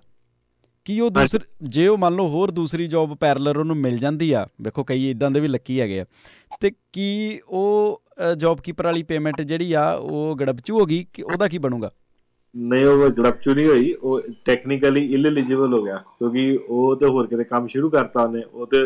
ਉਹ ਤਾਂ ਅਨਐਮਪਲੋਇਡ ਬੰਦਾ ਹੋਇਆ ਹੀ ਨਾ ਬੇਸਿਕਲੀ। ਇਹ ਤਾਂ ਉਹਦੇ ਵਾਸਤੇ ਆ ਵੀ ਜਦੋਂ ਕੋਈ ਕੰਮ ਘੱਟ ਗਿਆ ਜਾਂ ਇੰਪਲੋਇਰ ਉਹਨੂੰ ਸਸਟੇਨ ਨਹੀਂ ਕਰ ਪਾ ਰਿਹਾ ਅਤੇ ਗੌਰਮੈਂਟ ਉਹਨੂੰ ਪੈਸੇ, ਇਹ ਥੋੜ੍ਹਾ ਕੋਈ ਵਰਦਾਨ ਥੋੜ੍ਹਾ ਦਿੱਤਾ ਵੀ ਤੂੰ ਇੱਧਰੋਂ ਜੋਬ ਕੀਪਰ ਨੂੰ ਚੱਕ ਦੇ ਅਤੇ ਉੱਧਰ ਪਰਲੇ ਬੰਨੇ ਤੂੰ ਸਿਕਿਉਰਿਟੀ ਟੈਕਸੀ ਵੀ ਚੱਕੀ ਚੱਲ, ਵੀ ਇਹਨੂੰ ਟੇਕਡ ਐਜ਼ ਗਰਾਂਟਡ ਨਾ ਲਓ, ਸੀਰੀਅਸਲੀ ਲਓ ਇਸ ਮੁੱਦੇ ਨੂੰ। ਵੇਖੋ ਟੈਕਨੀਕਲੀ ਕੀ ਆ ਇੱਥੇ ਜਿਹੜੀਆਂ ਉਹਦੀਆਂ ਬਰੀਕੀਆਂ ਨੇ ਉਹ ਤੁਹਾਨੂੰ ਭਾਈ ਨੇ ਦੱਸਦੀਆਂ, ਅਤੇ ਪਰ ਜਿਹੜਾ ਜਟਕਾ ਤਰੀਕਾ ਵਾ ਉਹ ਇਹ ਆ ਕਿ ਜੇ ਤੁਹਾਨੂੰ ਘਰ ਬੈਠਿਆਂ ਨੂੰ ਪੇਮੈਂਟ ਮਿਲ ਰਹੀ ਆ, ਸਰਕਾਰ ਨੇ ਤੁਹਾਡੀ ਬਾਂਹ ਫੜੀ ਆ, ਅਤੇ ਫਿਰ ਬਾਕੀ ਦੀਆਂ ਜੋਬਸ ਜੇ ਤੁਹਾਨੂੰ ਅਵੇਲੇਬਿਲਿਟੀ ਮਿਲ ਵੀ ਰਹੀ ਆ ਤਾਂ ਉਹਨਾਂ ਨੂੰ ਛੱਡ ਦਿਓ ਦੂਸਰਿਆਂ ਦੇ ਲਈ ਜਿਹੜੇ ਨਹੀਂ ਐਲੀਜੀਬਲ ਉਹਦੇ ਵਿੱਚ। ਜੇ ਤੁਹਾਡਾ ਚੁੱਲ੍ਹਾ ਚੱਲ ਰਿਹਾ ਵਾ ਸੌਖਾ ਤਾਂ ਕਿਸੇ ਦਾ ਵੀ ਚੱਲਣ ਦਿਓ। ਇਹ ਆ ਮਨੁੱਖਤਾ ਦੇ ਆਧਾਰ ਦੇ ਉੱਤੇ ਤੁਹਾਡਾ ਡਿਸੀਜ਼ਨ ਇਹ ਲੈਣਾ ਬਣਦਾ। ਤੁਸੀਂ ਵੀ ਪਰਿਵਾਰ ਦੇ ਨਾਲ ਸੌਖੇ ਰਹੋ, 4 ਦਿਨ ਬਤੀਤ ਕਰ ਲਓ, ਅਤੇ ਜਿਨ੍ਹਾਂ ਨੇ ਹੁਣ ਜ਼ਿਆਦਾ ਦਿਨ ਬਤੀਤ ਕਰ ਲਿਆ ਉਹਨਾਂ ਨੂੰ ਵੀ ਇੱਕ ਵੈਂਟੀਲੇਸ਼ਨ ਦਿਓ। ਸੋ ਇਹ ਰਲ ਮਿਲ ਕੇ ਟਾਈਮ ਸਾਰਨ ਵਾਲਾ ਕੰਮ ਆ। ਇਹ ਨਹੀਂ ਆ ਕਿ ਆਪਾਂ 4 ਚੁਫੇਰਿਓਂ ਆਪਾਂ ਪੇਮੈਂਟਸ ਆਪਾਂ ਲਈ ਜਾਵਾਂਗੇ ਅਤੇ ਪਤਾ ਨਹੀਂ ਲੱਗੂਗਾ। ਇਹ ਹਾਲੇ ਤਾਂ ਪੇਮੈਂਟਸ ਹੋ ਸਕਦਾ ਸ਼ਾਇਦ ਆਪਾਂ ਲੈ ਲਈਏ ਜਾਂ ਦਿੱਤੀਆਂ ਜਾਣ, ਪਰ ਡਾਟਾ ਮੈਚਿੰਗ ਆਣੀ ਆ ਜੀ। ਸੋ ਲੇਟਰ ਔਨ ਸਾਰੇ ਡਾਟੇ ਮੈਚ ਹੋਣੇ ਨੇ, ਇਹ ਨਹੀਂ ਆਪਾਂ ਇਹਦੇ 'ਚੋਂ ਨਿਕਲ ਸਕਦੇ। ਇਨ ਸ਼ਾਰਟ ਜੀ ਹਾਂਜੀ ਭਾਈ ਸੌਰੀ, ਮੈਂ ਤੁਹਾਨੂੰ ਕਹਿਣਾ ਚਾਹੂੰਗਾ ਵੀ ਇੱਕ ਮੈਨੂੰ ਇੱਕ ਇਹ ਵੀ ਸਵਾਲ ਪੁੱਛਿਆ ਜਾਂਦਾ ਵੀ ਭਾਜੀ ਐਂ ਕਰ ਲੈਂਦੇ ਆ ਵੀ ਜਿਹ 'ਚ ਆਪਾਂ ਜੋਬ ਕੀਪਰ ਆਉਂਦੀ ਵੀ ਆਪਾਂ ਉਹਨੂੰ ਛੇੜਦੇ ਨਹੀਂ, ਆਪਾਂ ਦੂਜੇ ਪਾਸੇ ਹੋਰ ਕਿਸੇ ਬੰਨੇ ਪੇਮੈਂਟ ਲੈ ਲੈਂਦੇ ਹਾਂ। ਵੀ ਦੋਸਤੋ ਅਕਾਊਂਟ ਜਿੰਨੇ ਮਰਜ਼ੀ ਖੋਲ ਲਓ, 1000 ਅਕਾਊਂਟ ਖੋਲ ਲਓ ਭਾਵੇਂ, ਉਹ ਟੈਕਸ ਆਫਿਸ ਨੇ 2 ਸੈਕਿੰਡ 'ਚ ਸਾਰਾ ਡਾਟਾ ਮੈਚ ਕਰ ਲੈਣਾ, ਕਿਉਂਕਿ ਉਹਨਾਂ ਨੂੰ ਕਿੰਨਾ ਕੁ ਟਾਈਮ ਲੱਗਣਾ ਇਸ ਚੀਜ਼ ਨੂੰ। ਲਿੰਕ ਨੇ ਸਾਰੇ ਜੀ। ਹਾਂਜੀ, ਉਹ ਤੁਸੀਂ ਇਹ ਆਪਣੀਆਂ ਆਪਾਂ ਹੀ ਕਰੀ ਜਾਂਦੇ ਆ ਵੀ ਆਪਾਂ ਆਹ ਕਰ ਲਾਂਗੇ ਉਹ ਕਰ ਲਾਂਗੇ। ਟੈਕਸ ਆਫਿਸ ਨੇ 2 ਮਿੰਟ ਲਾਉਣੇ ਆ ਜੀ, ਬੈਂਕ ਨੇ ਵੀ 2 ਮਿੰਟ ਲਾਉਣੇ ਆ ਉਹਨਾਂ ਨੂੰ ਦੱਸਣ ਵਾਸਤੇ, ਤੇ ਸਾਨੂੰ ਤਾਂ ਪੁੱਛਣ ਤੋਂ ਪਹਿਲੇ ਉਹਨਾਂ ਨੇ ਆਪਣਾ ਹੋਮਵਰਕ ਕਰ ਲਿਆ। ਤੇ ਇਹ ਤੋਂ ਬੈਟਰ ਹੈ ਕਿ ਤੁਸੀਂ ਆਪਦੇ ਲੈਵਲ ਤੇ ਸਹੀ ਤਰੀਕੇ ਨਾਲ ਚੱਲੋ ਜੀ।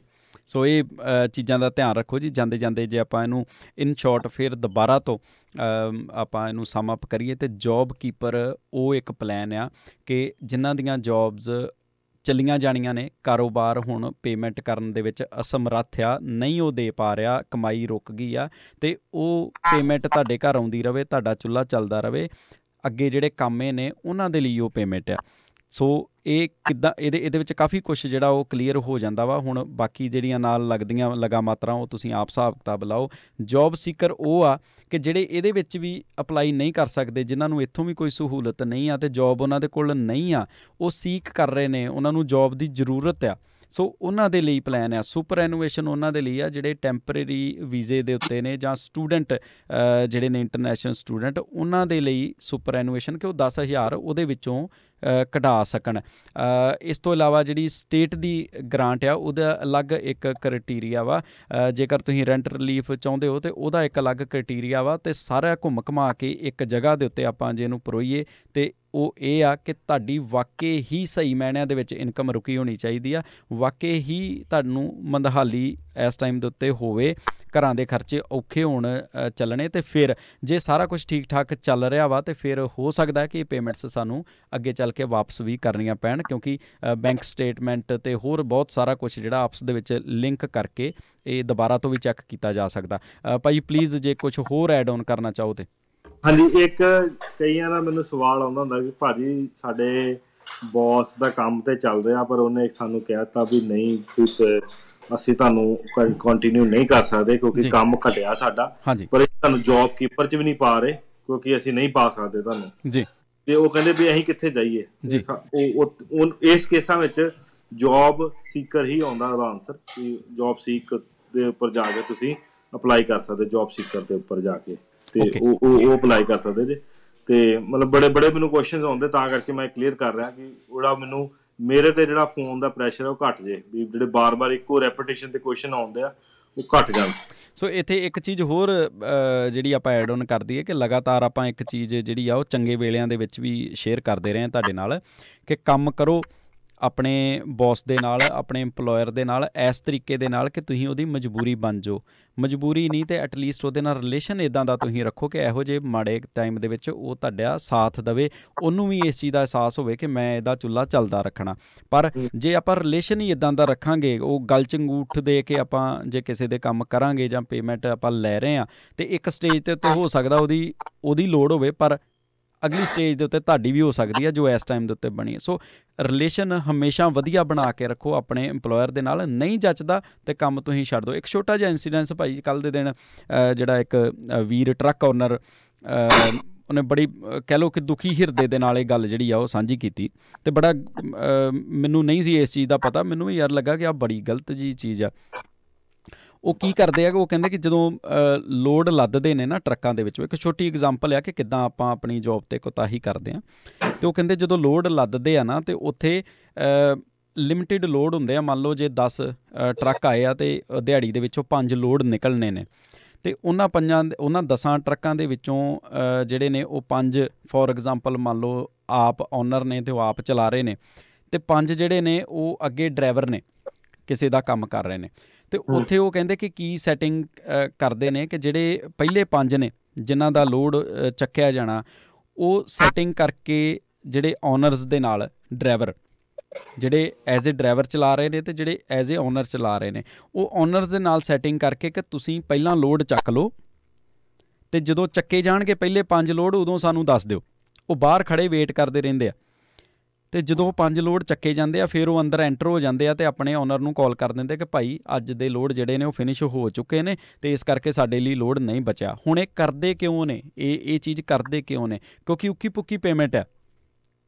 ਅੱਛਾ, ਉੱਕੀ ਪੁੱਕੀ ਪੇਮੈਂਟ ਹੈ, ਇੱਕ ਮਿਨੀਮਮ ਗਰੰਟੀ ਆ। ਫੋਰ ਐਗਜ਼ਾਮਪਲ ਤੁਹਾਨੂੰ 1200 ਜਿਹੜਾ ਵਾ ਉਹ ਵੀਕ ਦਾ ਅਗਲੇ ਨੇ ਦੇਣਾ ਹੀ ਦੇਣਾ, 1400 ਜਿਹੜਾ ਉਹ ਵੀਕ ਦਾ ਦੇਣਾ ਹੀ ਦੇਣਾ, ਚਾਹੇ ਤੁਸੀਂ ਲੋਡ ਲੱਗਾ ਤੁਹਾਡਾ ਕੋਈ, ਚਾਹੇ ਨਹੀਂ ਲੱਗਾ। ਅਤੇ ਇਹ ਇਸ ਕਰਕੇ ਆ ਕਿਉਂਕਿ ਡਰਾਈਵਰਸ ਦੀ ਜਿਹੜੀ ਆ ਉਹ ਸ਼ੋਰਟੇਜ ਰਹੀ ਆ, ਅਤੇ ਇਸ ਕਰਕੇ ਇੱਦਾਂ ਦੀ ਸੈਟਿੰਗ ਹੋ ਗਈ ਆ। ਸੋ ਇਹਦੇ ਵਿੱਚ ਤੁਸੀਂ ਕਰ ਸਕਦੇ ਹੋ। ਹਰ ਇੱਕ ਕੰਮ ਦੇ ਵਿੱਚ ਬੜੇ ਲੂਪ ਹੋਲ ਹੁੰਦੇ ਨੇ, ਜਿਹੜਾ ਉਸ ਕੰਮ ਦੇ ਵਿੱਚ ਪਿਆ ਉਹਨੂੰ ਇਹ ਭਲੀ ਭਾਂਤ ਪਤਾ। ਪਰ ਇਹ ਚੀਜ਼ ਜਿਹੜੀ ਆ ਕਿਤੇ ਨਾ ਕਿਤੇ ਦੋਸਤੋ ਤੁਹਾਡੇ ਸਾਹਮਣੇ ਆਉਂਦੀ ਆ।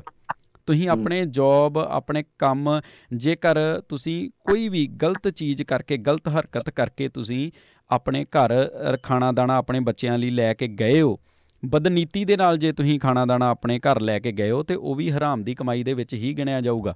ਇਹ ਚੀਜ਼ ਜ਼ਰੂਰ ਧਿਆਨ ਦੇ ਵਿੱਚ ਰੱਖੀ ਜਾਵੇ। ਨਾਲੇ ਇਹੋ ਜਿਹੇ ਔਖੇ ਸਮੇਂ ਦੇ ਵਿੱਚ ਜੇ ਮੰਨ ਲਓ ਕਿਸੇ ਡਰਾਈਵਰ ਦਾ ਓਨਰ ਦੇ ਨਾਲ ਇੱਦਾਂ ਦਾ ਰਿਲੇਸ਼ਨ ਆ, ਅਤੇ ਇਹੋ ਜਿਹੇ ਸਮੇਂ ਦੇ ਵਿੱਚ ਭਾਈ ਉਹ ਕਿੱਦਾਂ ਬਾਂਹ ਫੜੂਗਾ ਆਪਣੇ ਬੰਦੇ ਦੀ? ਬਿਲਕੁਲ ਜੀ, ਉਹ ਉਹਨਾਂ ਡਰਾਈਵਰਾਂ ਦੀ ਬਾਂਹ ਫੜੂਗਾ ਜਿਹੜੇ ਡਰਾਈਵਰ ਓਨੈਸਟਲੀ ਉਹਦੇ ਨਾਲ ਕੰਮ ਕਰਦੇ ਰਹੇ ਨੇ। ਬਿਲਕੁਲ, ਇਹ ਤੇ ਜੀ ਨੂੰ ਜੀ ਆ ਜੀ, ਹੱਥ ਨੂੰ ਹੱਥ ਆ। ਬਾਕੀ ਇਹ ਯਾਦ ਰੱਖੋ ਵੀ ਜੋ ਬੀਜਣ ਦੇ ਉਹ ਕੱਟਣਾ ਪੈਣਾ ਇੱਕ ਦਿਨ। ਵੀ ਜੇ ਤੁਸੀਂ ਇਹ ਕਮਾਈ ਆਪਦੇ ਬੱਚਿਆਂ 'ਚ ਆਪਣੇ ਪਰਿਵਾਰ 'ਚ ਬਹਿ ਕੇ ਖਾਂਦੇ ਹੋ, ਇਹ ਯਾਦ ਰੱਖੋ ਕਿ ਇਹ ਕਮਾਈ ਚੰਗੇ ਰੰਗ ਨਹੀਂ, ਇਹ ਮਾੜੇ ਰੰਗ ਹੀ ਲਿਆਊਗੀ। ਫਿਰ ਬੰਦਾ ਕਹਿੰਦਾ ਵੀ ਉਹ ਵੇਖ ਲਓ ਸਭ ਕੁਛ ਹੈਗਾ ਜੇ, ਤੇ ਬੰਦਾ ਸੁੱਖ ਦਾ ਇਹਦਾ ਭਾਗਾ ਨਹੀਂ ਲੈਂਦਾ, ਉਹਨੂੰ ਹੰਡਾਉਣ ਨਹੀਂ ਦਿਆ ਉਹ ਪੈਸੇ ਨੂੰ, ਉਹ ਸਿਰਫ ਜੂਨ ਕੱਟ ਰਿਹਾ। ਤੇ ਇਹ ਚੀਜ਼ ਜਿਹੜੀ ਆ ਨਰਕ ਤੇ ਸਵਰਗ ਇੱਥੇ ਹੀ ਆ। ਤੇ ਮੇਰੇ ਹਿਸਾਬ ਨਾਲ ਆਪਾਂ ਨੂੰ ਇੱਕ ਅੰਤਰ-ਆਤਮਾ ਵੀ ਹਰ ਇੱਕ ਦੀ ਜ਼ਮੀਰ ਵੀ ਹੁੰਦਾ, ਤੇ ਉਹਨੂੰ ਜਾਗਦਾ ਰੱਖੋ, ਉਹਨੂੰ ਮਾਰੋ ਨਾ। ਓਕੇ, ਸੋ ਭਾਜੀ ਜਾਂਦੇ ਜਾਂਦੇ ਲਾਸਟ ਸਵਾਲ, ਉਸ ਤੋਂ ਬਾਅਦ ਫਿਰ ਆਪਾਂ ਇਜਾਜ਼ਤ ਲਵਾਂਗੇ। ਇਹ ਮੈਂ ਸਟੂਡੈਂਟ ਨੇ ਸਵਾਲ ਪੁੱਛ ਰਹੇ ਨੇ ਕਿ ਕੰਮ ਜਿਹੜਾ ਵਾ ਇਸ ਹਫ਼ਤੇ ਘੱਟ ਹੀ, ਅਤੇ ਅਗਲੇ ਹਫ਼ਤੇ ਫਿਰ ਦੁਬਾਰਾ 20 ਘੰਟੇ ਜਿਹੜਾ ਮੇਰਾ ਸ਼ੁਰੂ ਹੋ ਜਾਣਾ, ਅਤੇ ਇਹਨਾਂ ਹਾਲਾਤਾਂ ਦੇ ਵਿੱਚ ਜੇ ਮੈਂ ਸੁਪਰ ਐਨੂਏਸ਼ਨ ਐਕਸੈਸ ਕਰਦਾ, ਤਾਂ ਕੀ ਇਹਦੇ 'ਚ ਕੋਈ ਗਲਤ ਹੋਊਗਾ ਕੁਛ? ਦੇਖੋ, ਜੇ ਤੇ ਫਿਊਚਰ ਤੁਹਾਨੂੰ ਨਹੀਂ ਪਤਾ ਤੇ ਫਿਰ ਤੇ ਤੁਹਾਨੂੰ ਪਤਾ ਹੀ ਹੈ ਵੀ ਹਾਂ ਵੀ ਨਹੀਂ। ਪਰ ਜੇ ਤੁਹਾਨੂੰ ਫਿਊਚਰ ਪਤਾ ਵਾ ਵੀ ਹਾਂ ਵੀ ਇਹ ਤਾਂ ਬਸ ਇੱਕ ਛੁੱਟੀ, 2 ਛੁੱਟੀ ਅੱਜ ਦੀ ਦਿਹਾੜੀ ਆ, ਵੀ ਕੱਲ ਤੇ ਫਿਰ ਬੈਕ ਟੂ ਨੋਰਮਲ ਹੋਏ ਨਾ, ਤਾਂ ਆਈ ਥਿੰਕ ਫਿਰ ਯੂ ਡੋਂਟ ਨੀਡ ਇਟ। ਇਹ ਤੇ ਘਾਟਾ ਵਾਧਾ ਤੇ ਆਮ ਨੋਰਮਲ ਲਾਈਫ 'ਚ ਚੱਲਦਾ ਰਹਿੰਦਾ ਵੀ ਚਲੋ ਠੀਕ ਆ, ਸਰੀਰ ਤੱਤਾ ਠੰਡਾ ਹੋ ਜਾਂਦਾ ਤੇ ਬੰਦਾ ਕਹਿੰਦਾ ਵੀ ਨਹੀਂ ਮੈਂ ਕੰਮ ਨਹੀਂ ਕਰਦਾ। ਉਦੋਂ ਥੋੜਾ ਗਵਰਨਮੈਂਟ ਦਿੰਦੀ ਆ ਵੀ ਇਹ ਤੁਸੀਂ ਧਿਆਨ ਰੱਖੋ ਵੀ ਪ੍ਰੈਡਿਕਟ ਕਰੋ ਆਪਣੇ ਆਪ ਨੂੰ। ਕੋਈ ਵੇਖੋ ਗਾਈਡਲਾਈਨਸ ਉੱਥੇ ਹੀ ਹੈ ਨਾ, ਜੋਬ ਨਹੀਂ ਹੈਗੀ, ਜੋਬ ਘੱਟ ਗਈ, ਕਿਉਂ ਘਟੀ? ਕਿਉਂਕਿ COVID-19 ਕਰਕੇ ਕੰਮ ਘਟਿਆ ਹੋਇਆ। ਪਰ ਜੇ ਹੁਣ ਕੰਮ ਹੀ ਨਹੀਂ ਘਟਿਆ, ਤੁਹਾਡਾ ਕੰਮ ਪੂਰਾ ਵਾ, ਤੇ ਤੁਸੀਂ ਆਪ ਛੁੱਟੀਆਂ ਲਿੱਤੀਆਂ ਜਾਂ ਤੁਸੀਂ ਥੱਕ ਗਏ ਤਾਂ ਛੁੱਟੀਆਂ ਲਿੱਤੀਆਂ, ਤੇ ਬਾਅਦ 'ਚ ਤੁਸੀਂ ਸਡਨਲੀ ਕਹੋ ਵੀ ਹਾਂ ਹੁਣ ਮੈਂ ਘਟਾ ਸਕਦਾ, ਠੀਕ ਹੈ ਜੀ 20 ਆਵਰਸ, ਉਹ ਤੁਸੀਂ ਉਹੀ ਗੱਲ ਆ ਗਈ ਨਾ ਵੀ ਐਲੀਜੀਬਲ ਕਰ ਲਿਆ ਖਿੱਚ ਕੇ ਆਪਣੇ ਆਪ ਨੂੰ। ਤੁਸੀਂ ਐਲੀਜੀਬਲ ਨਹੀਂ ਹੈਗੇ ਪਰ ਐਲੀਜੀਬਲ ਕਰ ਲਿਆ। ਸੋ ਨਾ ਵੇਖੋ ਫਿਰ ਉਹੀ ਗੱਲ ਆ ਜਾਂਦੀ ਆ ਕਿ ਆਪਾਂ ਪਹਿਲਾਂ ਵੀ ਇਹਦੇ ਉੱਤੇ ਜਿਹੜਾ ਇਹਨੂੰ ਸਮ ਅਪ ਪਹਿਲਾਂ ਸਾਰੇ ਵਿਸ਼ੇ ਨੂੰ ਕਰਦਿਆਂ ਇਹ ਵੀ ਕਹਿ ਚੁੱਕੇ ਹਾਂ ਕਿ ਜੇ ਤੁਹਾਨੂੰ ਜ਼ਰੂਰਤ ਹੈ ਤੇ ਹੁਣ ਤੁਹਾਡੇ ਆਪਣੇ ਹੀ ਕੁਐਸਚਨ ਦੇ ਵਿੱਚੋਂ ਇਹ ਚੀਜ਼ ਝਲਕ ਰਹੀ ਆ ਕਿ ਤੁਹਾਨੂੰ ਜ਼ਰੂਰਤ ਨਹੀਂ ਆ। ਜੇ ਤੁਹਾਨੂੰ ਵਾਕਈ ਮੰਨ ਲਓ ਕਿ ਅੱਜ ਤੁਹਾਨੂੰ ਪਤਾ ਹੈ ਕਿ ਯਾਰ ਸਵੇਰ ਦੀ ਰੋਟੀ ਪਤਾ ਨਹੀਂ ਕਿੱਦਾਂ ਪੱਕਣੀ ਆ, ਤੇ ਫਿਰ ਤੇ ਤੁਸੀਂ ਕੋਈ ਸਟੈਪ ਲਓ। ਤੇ ਜੇ ਨਹੀਂ ਸਾਰਾ ਕੁਝ ਠੀਕ ਆ ਤੇ ਫਿਰ ਕਿਉਂ ਆਪਾਂ ਉਹ ਕਹਿ ਲਓ ਵੀ ਜਿੱਦਾਂ ਇੱਕ ਉਹ ਛੋਟੀ ਜਿਹੀ ਕਹਾਣੀ ਸੁਣਾਉਂਦੇ ਹੁੰਦੇ ਆ ਵੀ ਉਹ ਕਿਸੇ ਨੇ ਔਖੇ ਵੇਲੇ 'ਚ ਕੋਈ ਜਿਹੜਾ ਆਪਣਾ ਬਿਲਕੁਲ ਹੀ ਸਾਹ ਛੱਡ ਗਿਆ, ਕੋਈ ਜਾਨ ਨਹੀਂ ਦੇਣ ਲੱਗਾ, ਅਤੇ ਉਹਨੂੰ ਕਿਸੇ ਨੇ ਹੌਸਲਾ ਦਿੱਤਾ ਅਤੇ ਨਾਲ ਉਹਨੂੰ ਇੱਕ ਪੋਟਲੀ ਦੇ ਦਿੱਤੀ ਕਿ ਜਦੋਂ ਬਿਲਕੁਲ ਹੀ ਸਾਹ ਛੱਡ ਜਾਏਗਾ ਨਾ ਅੱਜ ਤੋਂ ਬਾਅਦ, ਜਦੋਂ ਤੈਨੂੰ ਇਹ ਲੱਗੂਗਾ ਵੀ ਤੂੰ ਹੁਣ ਤੇਰੇ ਕੋਲ ਕੋਈ ਆਖਰੀ ਰਾਹ ਹੀ ਨਹੀਂ ਹੈਗਾ, ਅਤੇ ਉਦੋਂ ਇਹ ਪੋਟਲੀ ਖੋਲ੍ਹਣੀ ਤੂੰ, ਇਹਦੇ ਵਿੱਚ ਬਹੁਤ ਕੁਛ ਆ, ਤੂੰ ਸਰਵਾਈਵ ਕਰ ਜਾਏਗਾ। ਅਤੇ ਉਹ ਕਹਿੰਦੇ ਨੇ ਉਸ ਤੋਂ ਬਾਅਦ ਉਹਦੇ ਆਸਰੇ ਉਹ ਬੰਦਾ ਜਿਹੜਾ ਵਾ ਸਾਰੀ ਉਮਰ ਸਰਵਾਈਵ ਕਰ ਗਿਆ। ਉਹ ਬੁੱਢੇ ਮਾਰੇ ਫਿਰ ਬੁੱਢੇ ਬਾਰੇ ਮਰਨੇ ਪਿਆ, ਅਤੇ ਉਹਨੂੰ ਇਹ ਲੱਗਾ ਵੀ ਮੈਂ ਇਹ ਵੇਖ ਤੇ ਲਵਾਂ ਇਹਦੇ ਵਿੱਚ ਹੈਗਾ ਕੀ ਸੀ, ਮੈਨੂੰ ਸਾਰੀ ਉਮਰ ਲੋੜ ਨਹੀਂ ਪਈ, ਇੱਕ ਆਸਰਾ ਹੀ ਉਸ ਚੀਜ਼ ਦਾ।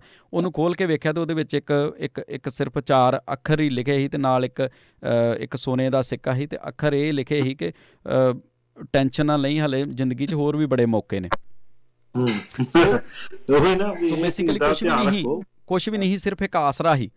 ਹਾਂਜੀ, ਤੇ ਇਹਨੂੰ ਆਪਾਂ ਇੱਕ ਆਸਰਾ ਲੈ ਕੇ ਆਪਾਂ ਇੱਦਾਂ ਹੀ ਇਹੋ ਹੀ ਆਸਰਾ ਜਿਹੜਾ ਉਹ ਸਾਨੂੰ ਰੱਬ ਦਾ ਵਾ, ਇਹੋ ਹੀ ਆਸਰਾ ਸਾਨੂੰ ਆਪਣੇ ਮਾਂ ਪਿਓ ਦਾ ਵਾ, ਇਹੋ ਹੀ ਆਸਰਾ ਇਸ ਕਹਾਣੀ ਦੇ ਵਿੱਚ ਮੰਨ ਲਓ ਉਸ ਪੋਟਲੀ ਦਾ ਵਾ, ਇਹੋ ਹੀ ਆਸਰਾ ਜਿਹੜਾ ਵਾ ਉਹ ਤੁਹਾਨੂੰ ਹੁਣ ਸਰਕਾਰ ਕੋਲ ਮਿਲਿਆ। ਇਹਨੂੰ ਕੋਸ਼ਿਸ਼ ਕਰੋ, ਇਹਨੂੰ ਟਿਲ ਐਂਡ 'ਤੇ ਆਪਾਂ ਯੂਜ਼ ਕਰ ਲਾਂਗੇ। ਜੇ ਚੱਲ ਰਿਹਾ ਸਾਰਾ ਕੁਛ ਤਾਂ ਚੱਲਦਾ ਰਹਿਣ ਦਿਓ। ਸੋ ਤੰਦਰੁਸਤੀ ਆਪਾਂ ਮੰਗੀਏ ਪਰਮਾਤਮਾ ਕੋ। ਭਾਜੀ ਬਹੁਤ ਬਹੁਤ ਸ਼ੁਕਰੀਆ ਤੁਹਾਡਾ ਟਾਈਮ ਦੇਣ ਲਈ। ਜੀ ਸਤਿ ਸ਼੍ਰੀ ਅਕਾਲ ਜੀ। ਸਤਿ ਸ਼੍ਰੀ ਅਕਾਲ ਜੀ। ਸੋ ਦੋਸਤੋ, ਇਹ ਸਨ ਪਰਮਪ੍ਰੀਤ ਰਾਜਪੂਤ ਜੀ, ਜਿਹੜੇ ਹਰ ਹਫ਼ਤੇ ਸਾਡੇ ਨਾਲ ਸਾਂਝ ਪਾ ਰਹੇ ਨੇ ਇਹਨਾਂ ਦਿਨਾਂ ਦੇ ਵਿੱਚ, ਅਤੇ ਸਾਨੂੰ ਦੱਸ ਰਹੇ ਨੇ ਕੀ ਮੁਸ਼ਕਲਾਂ ਆ ਰਹੀਆਂ ਨੇ, ਕਿੱਦਾਂ ਤੁਸੀਂ ਅਵੇਲ ਕਰ ਸਕਦੇ ਹੋ ਇਹਨਾਂ ਸਾਰੀਆਂ ਫੈਸਿਲਿਟੀਜ਼ ਨੂੰ।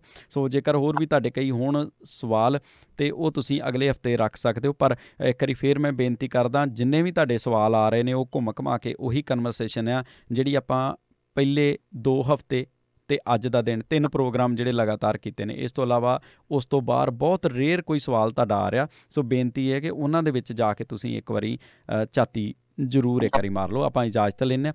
ਹੱਸਦੇ ਖੇਡਦੇ ਰਹੋ, ਚੜ੍ਹਦੀ ਕਲਾ 'ਚ ਰਹੋ ਅਤੇ ਸੁਣਦੇ ਰਹੋ ਰੇਡੀਓ ਹਾਂਜੀ 1674 AM।